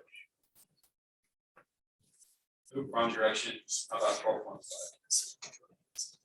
Down, no, 12. Okay, spitting distance. Yeah. Anything weird about trying to find anything financial statements? Sound like this one is pretty clear. Usually that was clear, they would use the words. and they put it on their PowerPoint. Oh, really? Isn't that nice? Okay, so I have to go to the SEC website. I did have to go, because that was my question about what do I put in for the, not expenditures, but the cost of sales versus the operating expenses. I didn't know what to pull from that, but I figured, well, you know that. It's not very. I know, that one's flashy. I just wanted that, yeah, that one's much more visually appealing. AEP.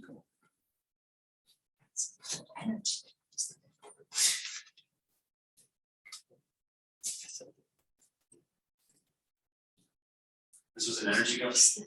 Yeah, it's the power company. Okay, where do you wanna begin? So Anything, any issue trying to find the numbers, or did you go SEC, 10K? I got a Uber. Oh, wow. How do you have access? Oh, you have access. Like the Bloomberg, or, okay, good. Everyone in this room can get it. Oh, you guys all have access to Bloomberg? You can get it through the IUPUI library. Really? I should have recommended that, right? Why didn't you tell us that Last before? class. I told you guys my Bloomberg story here, right? About, so that's why I'm here. Oh, yeah. Yes, Did I just tell you about the class maybe? I think you told it a few classes ago. Oh, I did, okay. Yeah. So. was it again? So I, I was trying to adopt this lease standard, okay? I've just moved here from Atlanta, taken over the accounting with Patrick and I needed some really important financial data, some like stuff to do like these industrial curves to do a discount rate and this lease software. It was pretty complicated. And I definitely needed a Bloomberg and I didn't have access to one. So a guy who just had graduated from IU South Bend, Giovanni Montoya, we drove over here at like 9 p.m. at night and he let me in and one of his former students like set me up and I got all my stuff and then I swung by the office of Anurag. You guys know him? Anurag? Yeah, and then became friends with him and he'd been asking me to teach ever since then. I kept saying, no, I'm too busy. I said, last year I said, yeah, I'll teach this semester because I can't imagine being very busy. I'm more busy now than I ever have been. But it's a great experience though. Because really I don't have to prepare. I mean, like this is my life, doing stuff like this, part of my life. So this is how I think every day. Yeah, I mean, they say if you want something done, give it to a busy person, so. This is your one class. Yes. Yes. But I'm like literally real-time training people in this and but the problem is that the results have to actually be, you know. It's good. Nothing like fear to drive things home. Okay, so what this again? A power company. Yeah. Okay, and this is in billions, so 16 billion, 16. So I can't see. Okay, rough spot. I mean, 2018 was okay, but I mean, So it's still steady. it's very flat. I mean, it's gotta be tough to be in the electricity business, right? I looked at 19 and 22. I didn't put it on the spreadsheet or 2020 and 2021, but it's pretty much flat across the board. But what I ran into was that God, look at that CapEx. the Look at number, that yeah, CapEx. it's negative. Like the What's company the company was like bankrupt. And what I had to do was I added a line for their borrowing. Because that's the only way I could get it to come out as a positive. They have 30 billion in outstanding debt right now. And actually, if you go to the sheet, What's their market cap? 52 billion.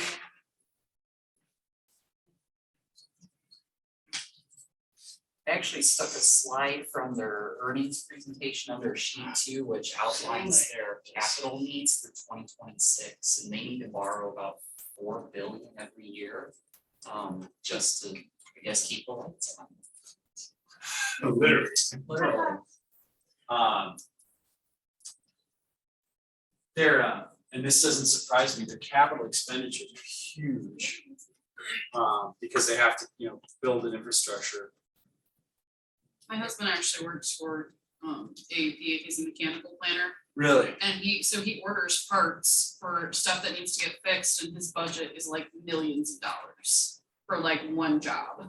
These utilities, and then since they're regulated, because it's kind of like a controlled monopoly, like the telephone companies. Like my first big client when I did Big Four audit at KPMG was Quest Communications, and they were a merger of Pacific Bell and Mountain Bell, but they were highly regulated. Because back then, like you owned the phone lines, like there was only one phone line. It wasn't like cell phone providers. It's like so they knew that your capital expenditures were very intense, and so but you got all these like tax breaks or something. I mean, it's possible that they're just break even, but it's okay because people know what they're getting. They're highly regulated.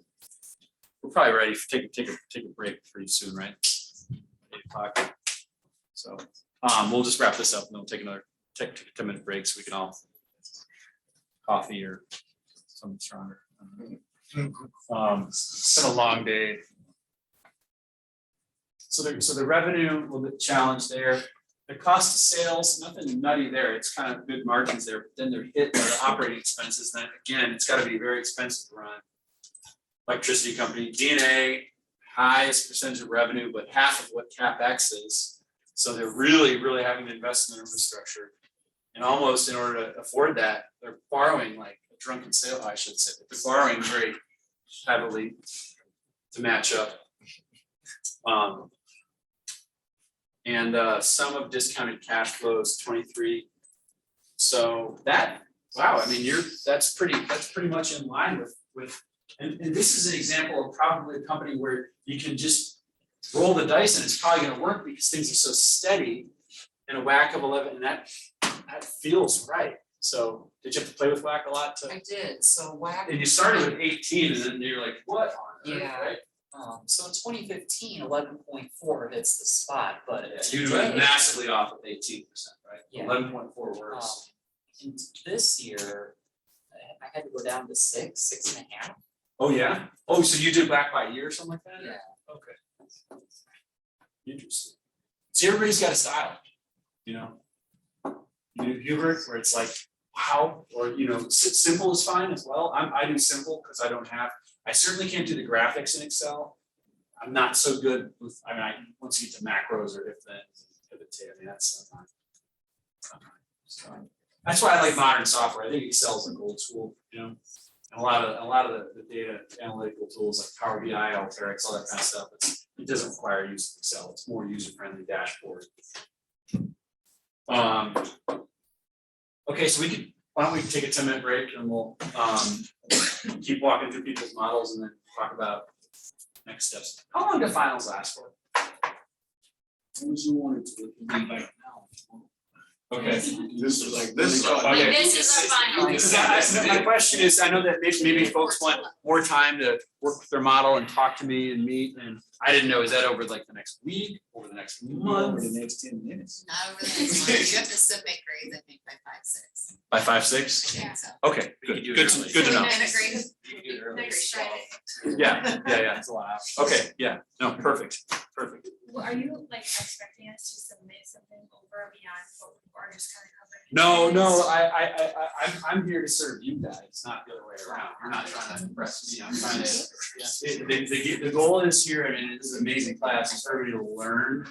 The goal here, this isn't, MIT, maybe somebody had 6 years of work experience and they really want to drill down into like quantum physics over this. For this, it's just like, what is fundamentally, what do I remember about finance? Well, what do I do?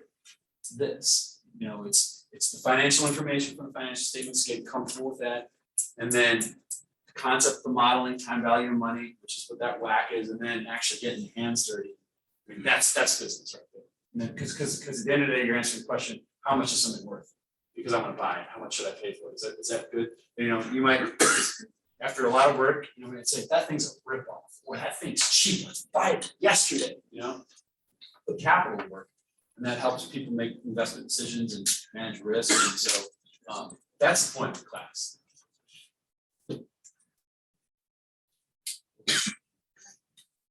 like walking through actual, like the sheets and dissecting it.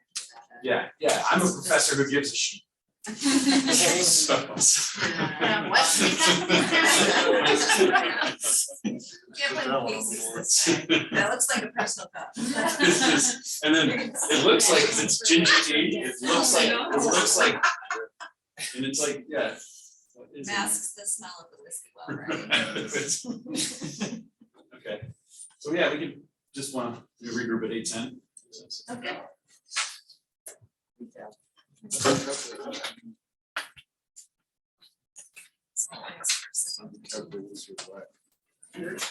Yes. Yeah, I agree. I've been trying to do some of the big going through, and if I took the job to sit here and I finally got this. But if you, my cost of sales and operating expenses, that would be years, versus roughly the same. So is it double counting somewhere? Because I keep, didn't cost of sales, because I heard you say the whole time, like, are you double counting it? And would that be reasonable, because we exactly the same. Or is And I also had a hard time, like, it did have that, but like, the balance sheet didn't I have get this everything update on it, so then I would like scroll through 200 pages and find a different one. So I'm wondering if like maybe on some balance sheets, they Cause you said, I coded had things so I differently really than. so Your property sales, like. It's like, yeah, this one you might want to check it out. Looks like it's pretty good. And it shows like it's one of the- I was No. not sorry about it. No. No, I It's just. yeah. It's like that. That's what I thought too, but I literally typed so, because I didn't understand that, like, why, I was curious if I buy a percentage. So I was like, well, I'm gonna change it, because I found copies in their balance sheet, and yeah, I'm very not Excel.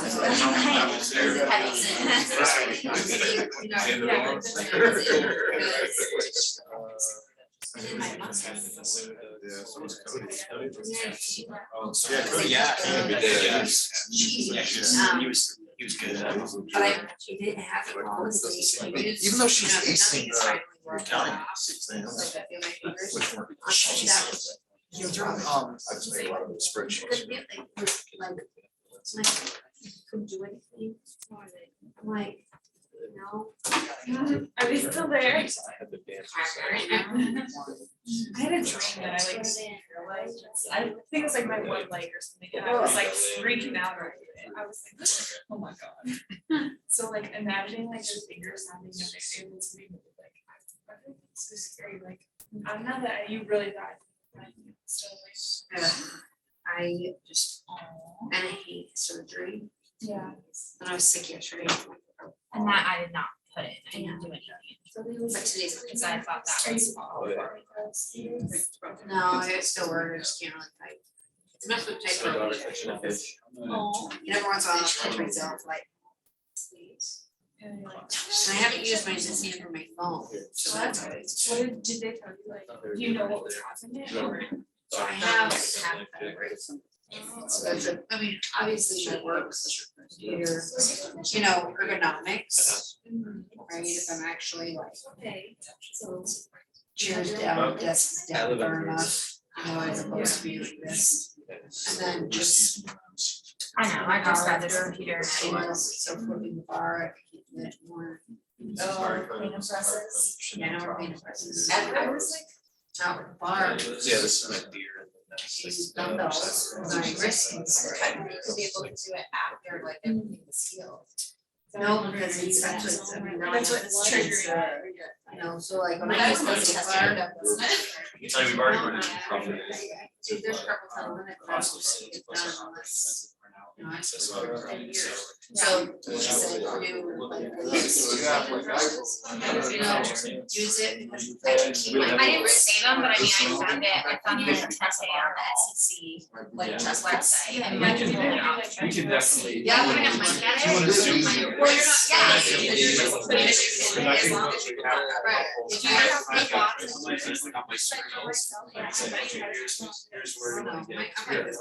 You're like straight list. Match up. I mean, I will tell you. I think there's a little bit of double counting, so that's. That's what I was That's what thinking you did, too. yeah. Okay, I think thousands.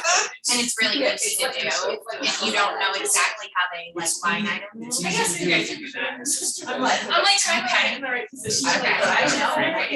No, but I mean, it's easy to double check stuff, like if I'm looking at it, I don't When realize. I was in it. graduate school, that's all I did. Yeah. Counting guys was- I was like, nice, and everybody was better than himself. Because Okay. I like, my undergraduate was I don't know, I need to look at the. philosophy and economics, and I was like, undergraduate. Yeah, mine was theology, so I was super familiar with Excel and Yeah, well, any type of philosophy, business thing. yeah. Holy crap. I got to do my little, like, yeah. That's- If I can get the, you know, I have the. Okay, because that's what, as I was watching the other I packages. just get it. So I Excel Yes, yes, but when you were talking about like, there might be some double counts, I was like, I think that's what it is, like that I accidentally pulled things like twice, and that's, because I mean, I know they're struggling, but they're not doing things, okay.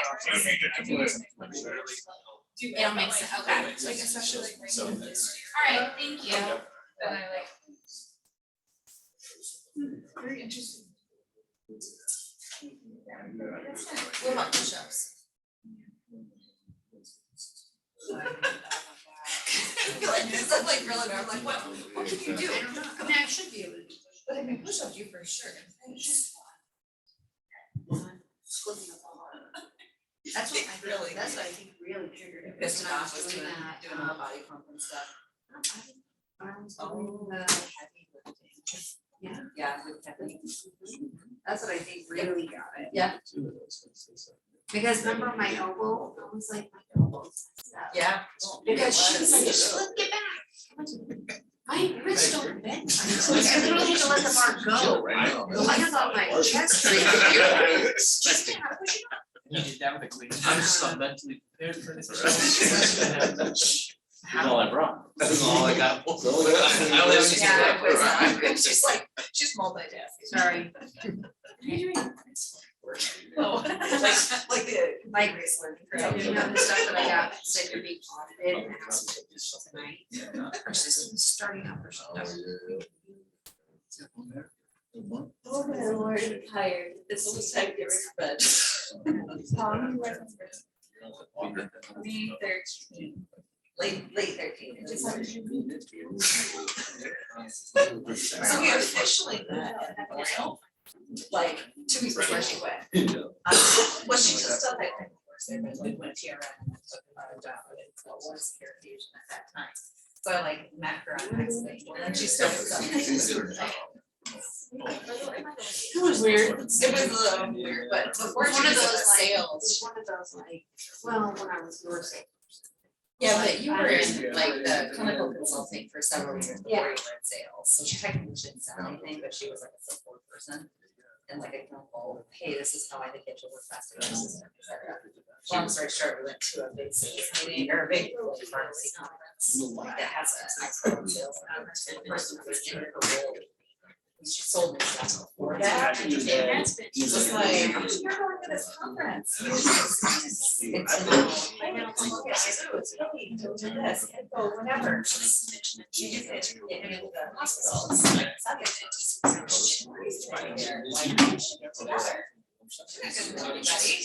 Okay. So she actually had some issues.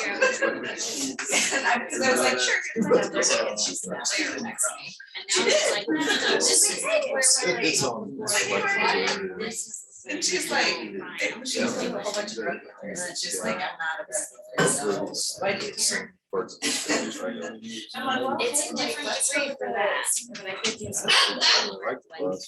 So we get there, I mean, and we're like, like, that's so the class itself, I really like so we it. order our margaritas. Yeah, I get one, it's she my gets favorite one, so far. no, 4 cup. And it started off right. Like I took. And now we friends, and we're like, I think it's it's just fun, it's just fun, like, when we get back, my landed in like a month later. Yeah. I got my mom. So it went. But yeah, they now you're stuck with me, and I was never like. It is, it's like, it was Oh, yeah. like, it was a huge deposit for me to know which I was. So I went to, I moved while I run my college. For about 12 years. Moved down here for a job, so I Yeah. went there like 6 months, didn't know anybody, didn't have like good programs. I walked in, was like boss, so it's not socializing there. It's like, okay.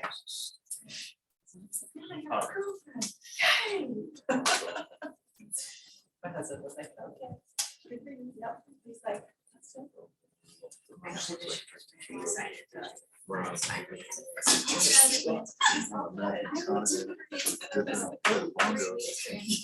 Yeah, how- So I think we got everybody back. Video. What major should I do? Good video. I narrowed it down to two. The video? Or no, what is this? That is what it says. The video. Oh, that was mine, yeah, and I missed a 0 on my market cap, so if you can add 0, that would be awesome. Yeah, I did. Okay, I was like, I don't remember that. I had Tesla. There we go, I was like, that is not gonna remember. Oh, which markup, pretty close. No, it said one more 0, and then, The one is 35%. yeah, Wait. So your discount cash flow is 11,584,000,000. Your market cap is, it needs to have one more 0, it's 117 billion.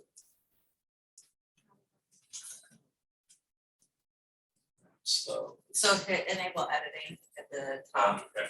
and then when it wants to cooperate, go into your F3 cell, just add a 0.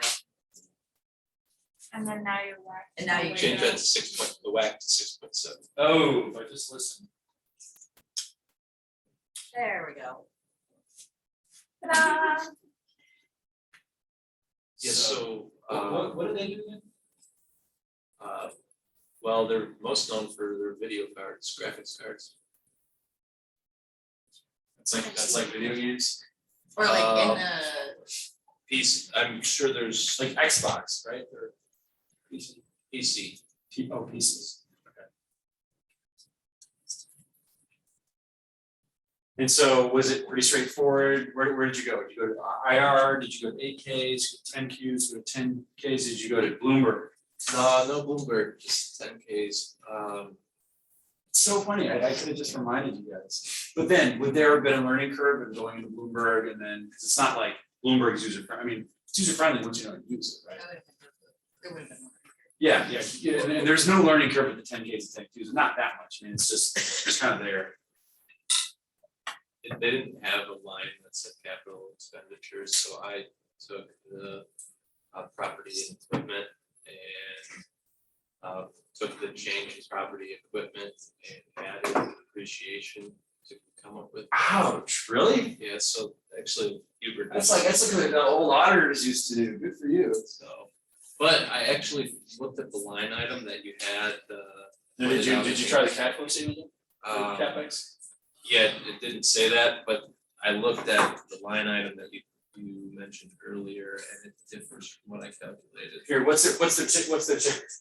Well, because what you calculated was really, I mean, that's very, a lot of ingenuity behind that. And actually that's kind of shows a strong accounting understanding to do the incremental change in PP&E less than D, I mean, that's good. NVDA.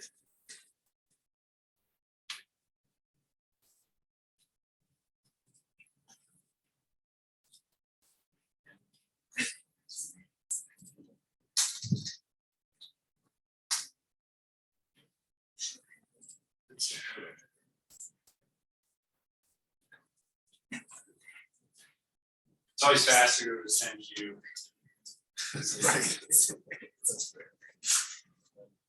So, can you shrink the font more in the video?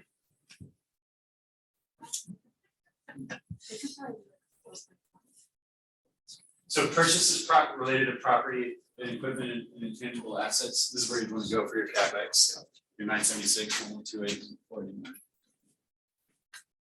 But So it was a bit off. yeah, I mean, yeah, because a lot of the time, when your target company that you're buying, you have limited financials, right? Because there's sign a non-disclosure agreement, and the data room's opened up, and they kind of give you stuff. They kind of, it's like you don't. These are publicly traded companies. It's easy to buy a publicly traded company because they're showing God in the world. They're required to just open up, go to Bloomberg or whatever. So, but sometimes you don't know, and you had to do exactly what you did was a good, we call good proxy, good approximation. There's guesswork, right? It's not always clean and easy. And then, so the story, let's see, a story of the revenues. This thing goes right on. You can move it. You just grab it and move it. Really? Yeah. Did you guys see the first video that I recorded? That I Watched it. And I was just like, this is so wrong, why would you do this? I really wanted to kind of like jump into the screen and be like, It's like, dude, just, yeah. Oh, I was struggling. You can, oh, really? I'll never find it. They actually got a tax benefit. Did they? I didn't have really look to see what that meant. Yeah, cause they're. Why? Dang, isn't that That's a sporty? That's a pretty decent. You know, because right now they've got this bonus depreciation thing. I'm not a tax expert, by the way, but it's like you got income tax expense for your books, your US GAAP, and that's kind of like steady Eddie. But then for your taxes, I guess when you file with the IRS, if you have bona fide like property, plant, and equipment, you can take the depreciation for the full value like year one. Then they change the rules, and so, you know, again, I'm not a tax person, but maybe something like that happened where they had this stuff that they thought was qualified as for bonus depreciation, they were maybe working with the IRS or a law change, I have no idea. Maybe a foreign jurisdiction. I mean, maybe their operations are in China or in the Philippines or in Europe, or maybe, you know, who knows? Are they US based? Maybe, could be.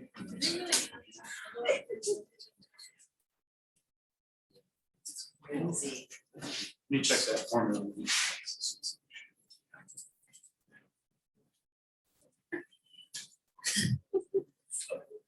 Yeah, it's quite, I mean, you know, companies just shock you. Each one has a story. They're different. Their income statements are different. I mean, you know, they're as unique as human beings. I mean, because the video is the aggregation of all humans that work for them. They chose to work for NVIDIA and not Walmart. They're US based. They're US based. Okay. So revenue is bouncing around, but 2020 and 2021 just was nuts. I guess everybody's at home zooming, right? But I'm sure they're manufacturing. Okay, yeah, could be, but their main markets might be. COGS are pretty healthy, and operating expenses are high. That doesn't surprise me. D&A, so it was 262 in 2019, and CapEx was, wow, so it's CapEx is heavy, right? Significant, significantly higher than depreciation and amortization. No, it's catching up, because here it's 1.8 billion and then there it's like 1.2, but again, Yeah, but they, I mean, if you look at their growth in 2020 too, Just- I mean. did they buy somebody or did they just grow So that? when COVID hit, a lot of people started buying graphics cards for crypto mining. And I think that's part of it, And they're also day trading and they're just doing more of everything. Yeah, there's huge data mines that use a large amount of these graphics cards. And a lot of people gaming and doing other things, building computers. Did you do a variety of scenarios just mentally with the terminal year? I always struggle with the terminal. I always revert to like 2 or 3% personally. Yeah, especially because Law of large numbers, it's gonna have to eventually get to long-term growth rate of something, 2%. it's not gonna be 35 or 38%. No, but you know, that Stern School of Business guy, Aswath Damodaran, I might have showed you guys his website or I might have not. Did I not? He's a professor at NYU and he's just one of these people that just shares. And he's so authoritative that you can cite different textbooks and like when you're doing valuation stuff and you're really trying to defend it, but he's got like 70 different spreadsheets that just show you that this is just one basic example of a valuation spreadsheet. Like, how would you value a company that's never had revenues? You can't. I mean, again, whether you guys ever pop open that, I just remember that in 2003, Sandy Lee's my investing professor in Texas, like showed me this website and I keep going back to it for different things. I've read this guy's book and I think you mentioned it. He's just like there are finance professors and then there's this guy. He's like an Einstein. And he teaches at NYU, which is in Manhattan. And he's just it's a very simple, humble website. But one of the things that, you know, when you're that good, you don't need to be flashy. He's written so many articles and he writes on Seeking Alpha. He's a nice guy, you know. But he's got these it's either on tools, all these online tools to spreadsheets, corporate finance, valuation, real options. So evaluation, it's like when I told you there are spreadsheets, guys, these depend and it's like this spreadsheet allows you to do all these different crazy, you know, as because valuation is just as rich as, and anyway, so he's doing stuff for free. This is free. You know, you don't have to go to NYU Stern School of Business. You can read his books, listen to his YouTube lectures, get the same thing for free. Does he have a whack? Oh, he's got whack. Does he Like, have I whack? mean, you go, I need a whack. when you go to corporate finance, How do I get there? corporate finance, and then like, I mean, you just like everything you wanted to know about anything you can do here. Assuming you've got unlimited time and this is something that you find edifying and enjoyable to do when you're in the Martin's Cafe or Starbucks, it's free. Oh, but it's just, you just Google Damodaran online. Yeah, I got it. His website. Yeah, that's favorite. That's awesome. Yeah, but the hilarious thing is that like, when you're having like valuation battles with, let's say, someone you say, oh, how do you know this is right? You're talking with all these specialists. The specialists are gonna say, they're gonna cite the Duff and Phelps valuation guy, or they'll cite this guy. He's like the only person you can cite. He's that legit. Okay. Just his mind operates in a different. This website looks like it was created like 20 years ago. It does. It looks like what I would have created when I was in college. Like when I was using a dial-up modem, AOL. But it's really cool. Yeah. The modem I had in college was this metal thing Like a 14 that plugged in and it went. Is that a handprint? And the and then your my little laptop was in green and black. Yeah. Yeah. And then they eventually created Hotmail. I remember Hotmail. But before Hotmail was like whatever email. Yeah. And that was I use email. I use email has changed. You scroll up. Bulletin boards. Who said that? Yeah. Those are fun. Okay, so go back to your spreadsheet. You scroll up really quick. Oh, on Damodar? Yeah. So you can see like the website or spreadsheet. Spreadsheet tools. Yeah, so you go back Oh, yeah, I see. and so here's online, you go to, he's got data, so like the data stuff is like people would pay millions and millions of dollars to get stuff that he does for free. He just gives it out. It's just all that education and tools. And calculate beta for a stock, calculate standard deviation for a stock. It's all there. Real options. So real options is like some pretty exotic stuff. It's like if you don't know what the flight paths of your cash flows are gonna be and you need to kind of still get an answer. But again, this is overwhelming. But if you ever get into a situation where you've got a job where you really have to do some modeling and you need to steal legally, this is the website to do it. He's given it, it's educational, he's given it away as free.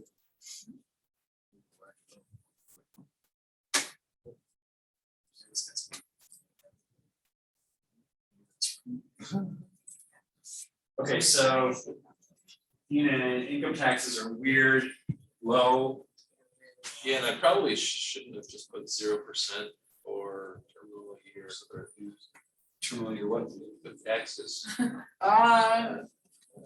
Well, I mean, it's okay, because you still have a number, so what, it says 0%, but that's, you still got the number there, I mean, there's still a dollar. I averaged all. Yeah, okay. And so let's see, you're kind of spot on there. That's interesting. Whack, okay, so I mean, the whack doesn't pass my smell test. I'd say that's low. Yeah, it seems a little off, especially because of kind of what's going on in there. Yeah, I'd say for a company like that, I mean, I could get something kind of sporty going on. Yeah, so interesting. So again, and that's the market cap at the beginning of the period, right? Yeah. So again, you had a lot of that stuff going along the way that changed the narrative. But then maybe, I don't know, maybe one of their investment bankers would argue for that was. Interesting. I mean, all these are interesting, they get make me think. It's funny. Yeah, I mean, their market cap went from 2016 to 2017, 57 billion to 117 billion, so.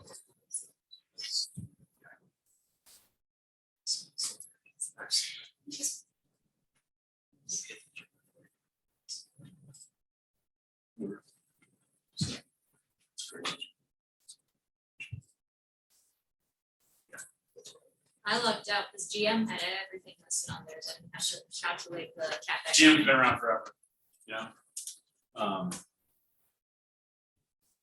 So where did you go, 10K or investor deck? 10K.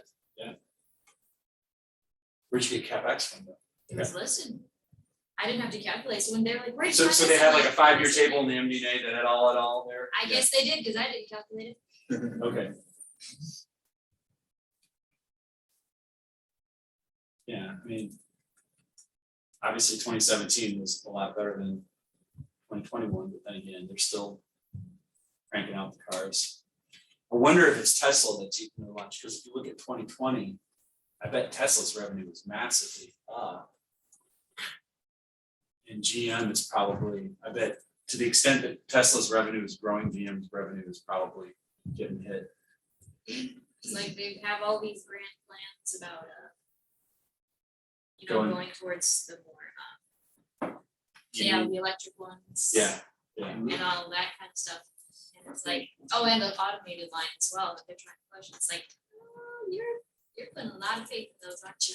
Yeah, and they're heavily union too. I don't think Tesla is at all. So automating that kind of stuff. Good luck.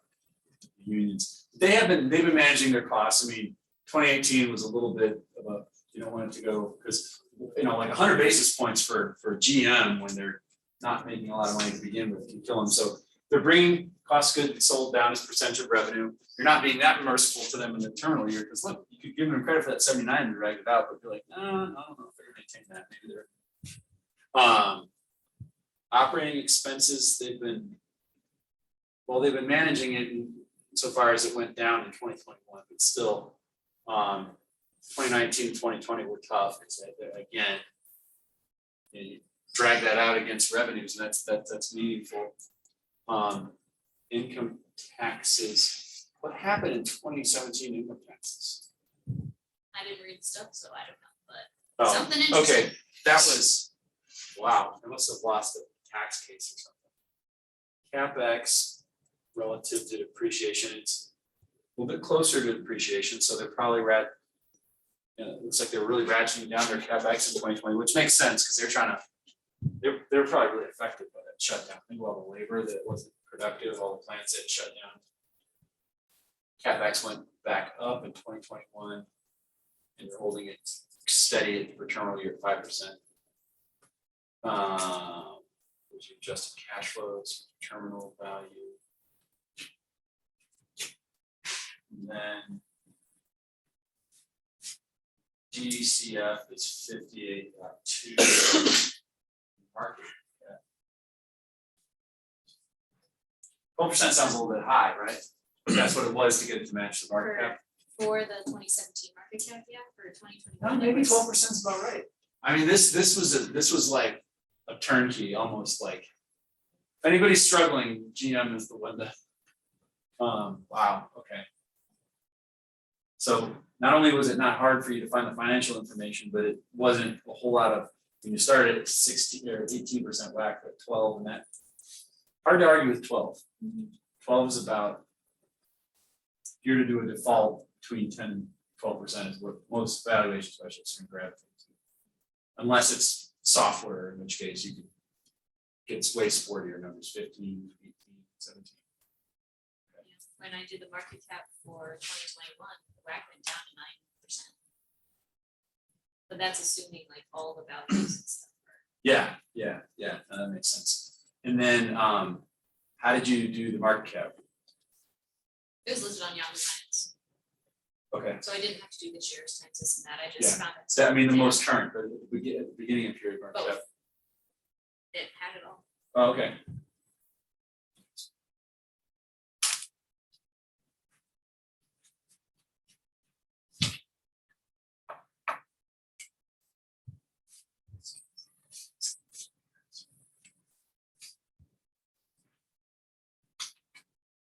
That one's mine.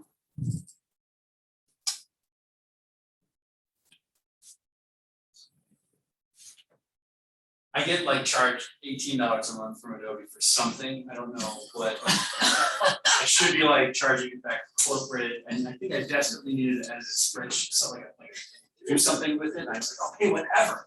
And I probably paid like $300 over the last 2 years. You should probably turn that off.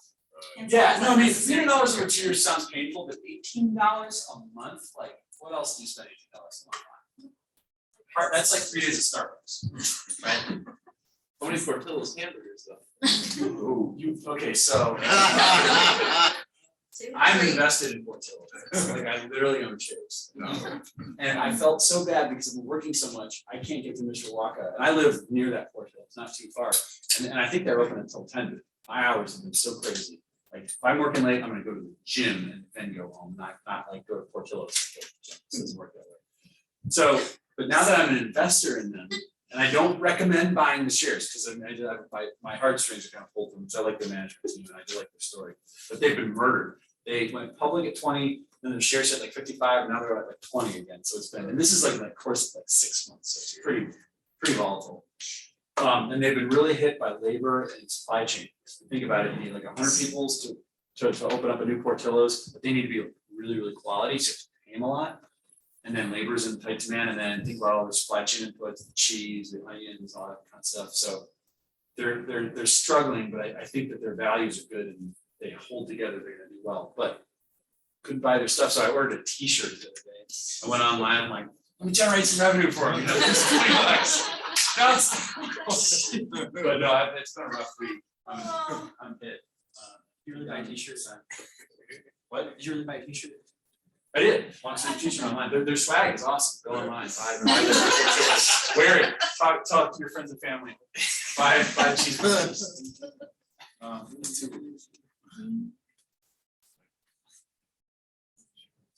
Watch them have some serious. Is this Adobe drip? Yeah, I think so. I already know I pulled the income tax wrong and I forgot to put the, I forgot to adjust the percentage for the income tax. Yeah. I don't know, I'm still. I did something wrong, I just don't know what. Yeah. Yeah, I mean, again, this is, every company is different, especially if you think about it, like, if you were a company that was acquisitive, you're constantly looking at prospects and you're constantly building models, and again, the data is different, you know how all these companies were looking at it different, and you look at it, did I get that right? Because everybody's gonna put, especially the smaller private ones, they're putting together financial statements with different, you're like, well, is that where they're putting their depreciation? Are they putting depreciation in COGS? How do they break it out? Or they're not, it's like, you see that all the time. And you make an educated guess and that can be totally wrong. And it's not until you actually talk to the management, put together the finance statements, like, oh, that's what you're calling it, So generally, was revenue pretty spot on to find, or? That was easy enough. Yeah. I don't know if the cost of sales, I pulled that from the right place. So this is hard code. I'm just curious to see how Rob is growing. So.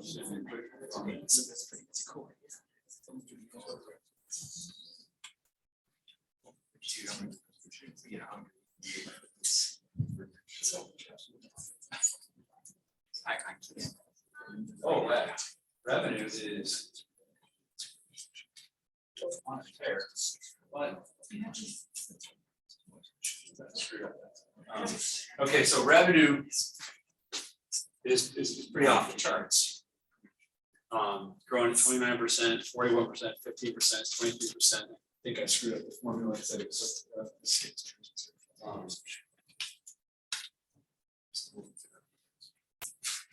Sam's 29%, so I can tell you.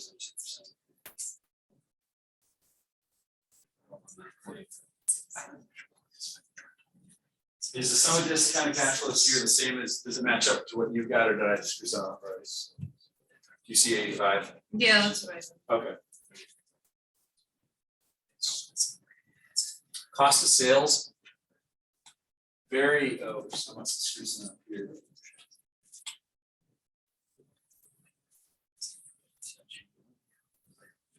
I didn't change any of the percentages on the. Yeah, I think cost of sales in your terminal year, you might wanna bring down to something like 12. Okay, Same thing with operating expenses, that was split like, I bring it to like 50%, so I would just, I would have it equal.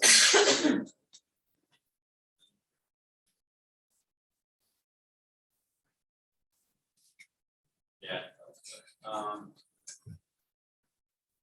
Appreciation amortization, I just leave it constant to the final of the street here. Now, what was rewriting impact, sir? I don't know, percentages are really low. I didn't calculate the percentages over, forgot to do that one.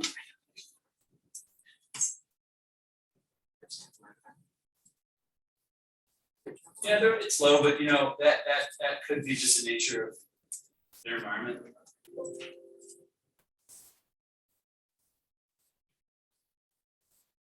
CapEx, where'd you get that? So like, I got it from the 10K. I found, they literally had like an equipment list. Yeah. And then there was, they even had the depreciation and amortization like listed and then without, and that's where I took it from. Yeah, I bet that was fun. I mean, once I found it, it made things a lot easier. Yeah. Why didn't you just use Bloomberg? Well, because Kyle doesn't want to share apparently. How did you get up the Bloomberg learning curve? Is something you've been doing for a while, or? So they have a really neat 8-hour module. You don't have to do the full 8 hours, it kind of breaks. No one has ever said really neat plus 8-hour module. I've heard barely tedious. But yeah, it kind of teaches you like the basics of how to look stuff up. Yeah. So, but the way it lays it out is just But so. once you did the 8 hours, it was pretty cool. Yeah. I didn't do the full 8 hours. I did equities, and things. It's not common for corporations to have like an abundance of Bloomberg. It's typically just one or two. They're very expensive. And you can't, Bloomberg's one of those things you can't share passwords. You get a license, you get a special card that matches up to your laptop, and only you and you alone can use it, and it's like super high tech. They're very guarded about the resources. Just cash flows. What's weird is 2017, 2018, the adjusted cash flows are pretty negative. CapEx is crazy though. Right? CapEx is just really, really heavy. That final year, I wonder if I normalize CapEx of 3 billion. For just the-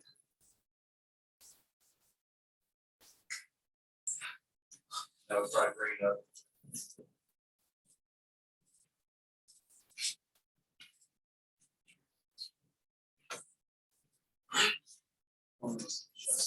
So.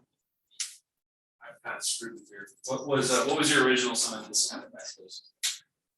Originally when I started out, it was like 85. 85 million? Yeah, and that was it. 4.1. What's in the market cap? It's Around 87? 87, yeah.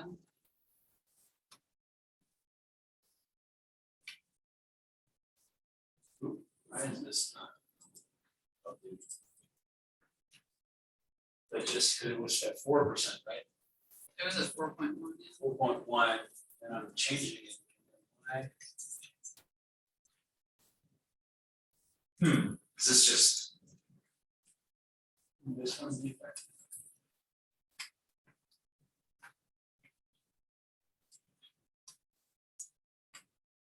Formulas.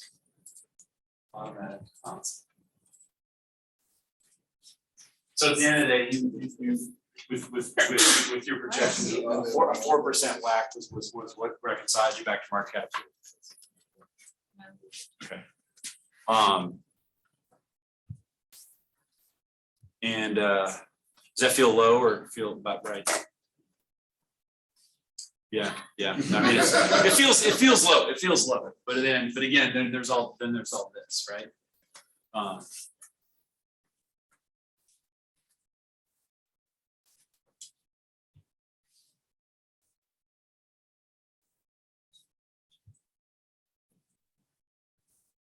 Any sense of what's driving this stuff up here? 'Cause I mean, this is just, they're off the charts. Are they entering new markets? What's your feel? I didn't Do actually. they just sell PDFs all day? Well, I didn't actually read all any of that. I would guess maybe more people working from home and that sort of thing during the pandemic. Maybe Yeah. that was why there was such an increase. You need more. Yeah, and they've got their foot in the door. Their Adobe already knows them. Yeah. You do the PDF and then you sign up, and I know they've got my credit card number.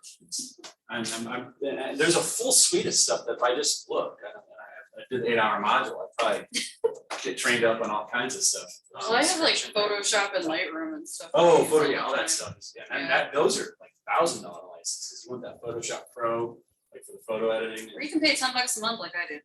Okay, is that right?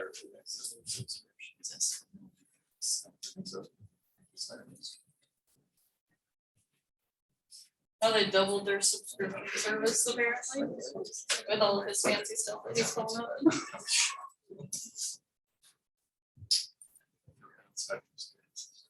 So we've gone through everybody's, or, because I know that some folks maybe, work in progress, I know the spreadsheet can be, submitted during the final period, so I understand. Some of them work in progress.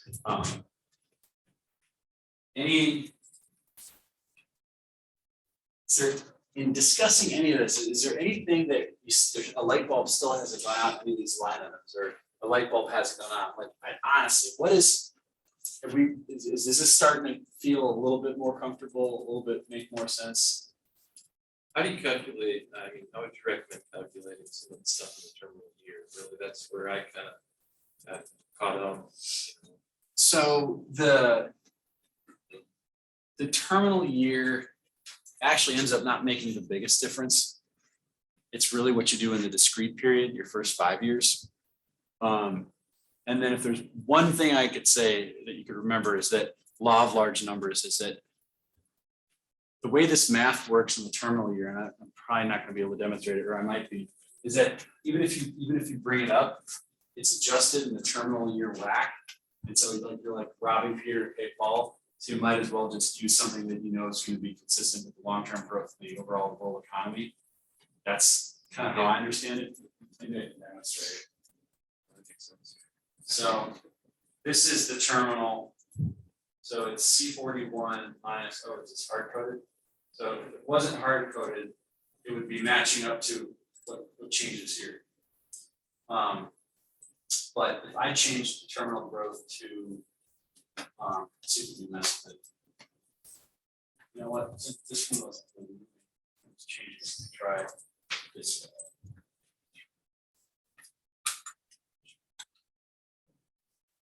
So let's change it to 4%. So we're currently at discounted cash flow is 58 billion. Change it to 4%. Okay, so it increases it, but then the way this formula should adjust is it should go like this.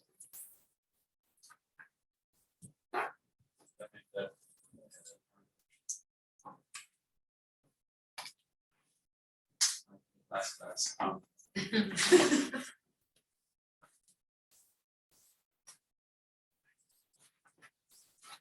I might not have a whole lot of success trying to demonstrate it via the formulas here, but when you increase your terminal year value, you also adjust your final terminal year discount rate, and it tends to not really give you any benefit.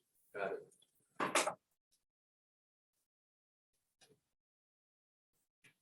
Wrong direction. 4%.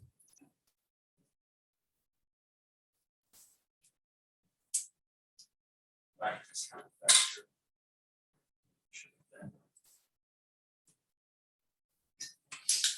Yeah, I don't think.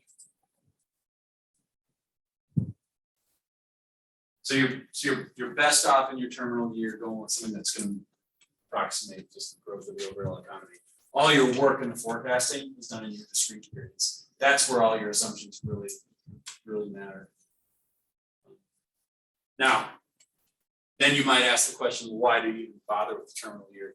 Well, the terminal year is gonna, your careful selection of the WAC, that's gonna affect what happens in the terminal year. So, terminal year represents like most of the money. Your revenue and costs of goods sold assumptions are important, but not critical. It's that WAC that's really affecting the terminal year. You increase that weighted average cost of capital, it really whacks the final amount, literally. So it's a good question. You'll notice that you can have some really nasty interim results, like you could have revenue go up 10%, up 20%, and then down like 30%, and down 20%. But as long as it recovers, it's gonna eventually get positive. So what's crazy is you can have a variety of models, and you can model in for a bad year, but as long as things return to equilibrium, that one bad year was only 1 year. Revenue will get back up to where it's supposed to get, and then that terminal year is going to be positive. So, 1 year, it's like 1 year is not enough to, unless fundamentals are changing for the company. 1 year should not be enough to really destroy market cap. That's why if you follow a company that has good long-term fundamentals and management is transparent. You don't ever trust management. Trust but verify. If they get beaten up because they have one bad year, that's a great time to buy, because markets tend to overreact. Because if you're doing your model, you're like, okay, no, they're down 30%, something's bad, really bad happened, but I believe the management's going to get back up there. Your model is going to show that 1 year down 30% doesn't fundamentally change the DCF. It would only be after if you went down 30% and then down 10% in your terminal year. I mean, eventually. Across. Who thought 16 people could have this much fun studying accounting, financial information, fundamentals of finance, and then we've gotten into actual equity model evaluation? That's about as good as any MBA graduate course on finance. I guess.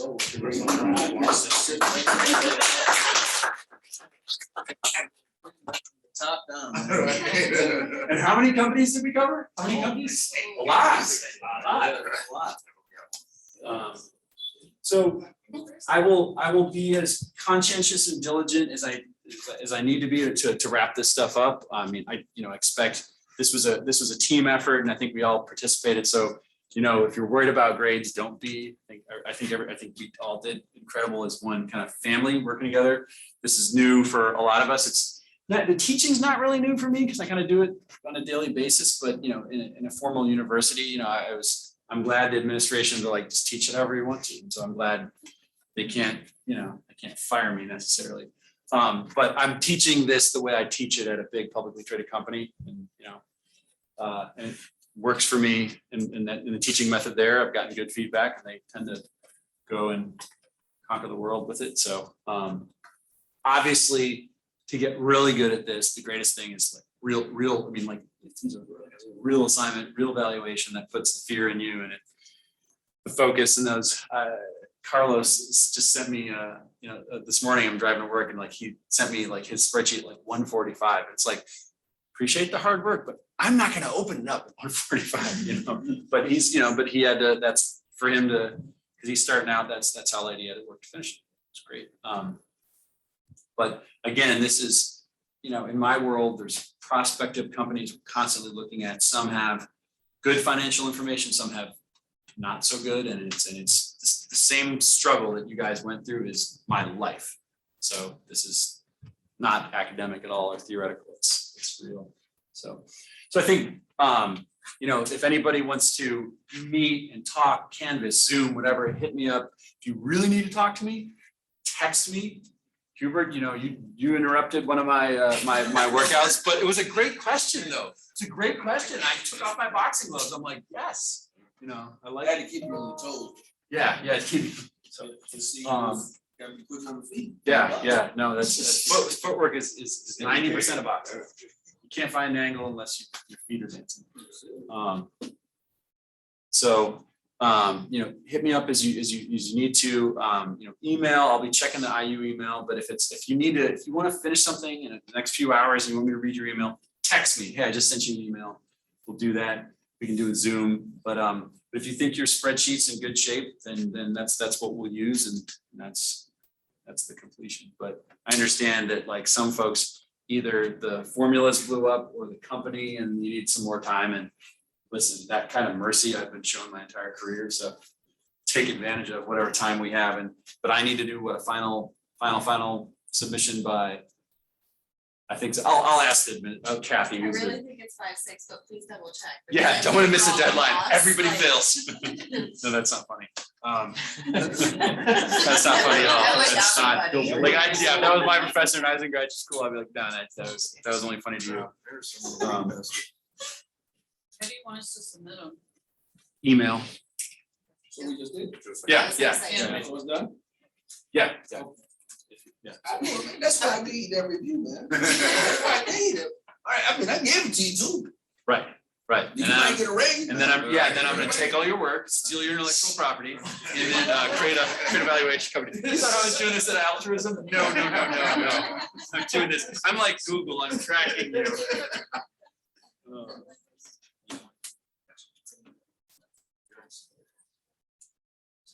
Well, unfortunately, if Barnaby's is still open, I take everybody out there, but everything closes and I love this area, I love Michiana. That's right. You know, it's funny, when I never quite knew where IU South Bend was. I'd only been here once and to steal the Bloomberg stuff so I could get my work done at work. And I drove here at night and I knew it was a long drive from Elkhart. It takes me 31 minutes to drive here from Elkhart. So after the first in class, I'm on the phone with my 79-year-old dad. And I'm only talking for 2 minutes, and then my Google Maps is like 4 minutes away from home. Like IU South Bend, it's like in my backyard. So never knew it.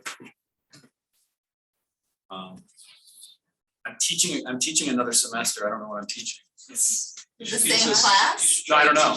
Oh, you don't know if you. Alex Masami or whoever, he's like, hey, you want to teach again? I'm like, yeah, whatever. You're trying to teach some summers, just for management. Yes. Okay. Yeah, like this summer. Oh, okay. Yes, like in May 16th. Great. I'm gonna have 8 interns and then a class. That's perfect. Oh, we did? Usually counting classes. Yeah, that's fine. Okay. Oh, I'd love to teach accounting. Because the problem with it, I'm so disappointed in accounting. I don't think they would teach us.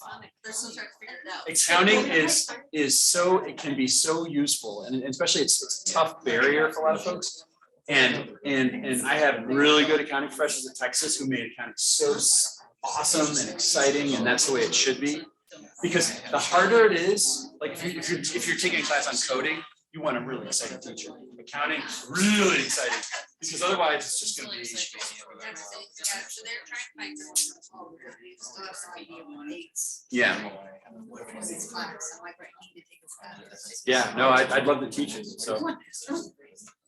Yeah. When I talk to her. Now, the problem with classes like that is that for me, it's gotta be at night. Because they asked me to like teach a class that was like Tuesdays and Thursdays at 10 a.m. and it's like, oh yeah, just destroy my weekday, These are only at night. you know? We need for them to be at night, because we work, all of Yeah. us do the same. All of you guys work through the day during the day too, so like when I complain about my day job, you're like, yeah, Done it. We just Yeah. leave from there too. good, okay, so that's maybe why you guys aren't writing me nasty emails, like, why aren't you checking Canvas? Because you're probably working. Good, Or you don't get a message. Yeah, we should. Yeah, I mean, that's why we're like, yeah, we're gonna have a weekend to do some things more helpful for your class at night. Yeah. Do homework at night. but it's tough to work, I mean, like, I used to be able to like burn through weekends, but like, lately it's like, I need to charge the battery. Yeah, I have the same problem. I can't send me what I got. Yeah. The time to finish it. Cool, well, I'll post this on Zoom, because I know that that's exactly what you guys do on weekends.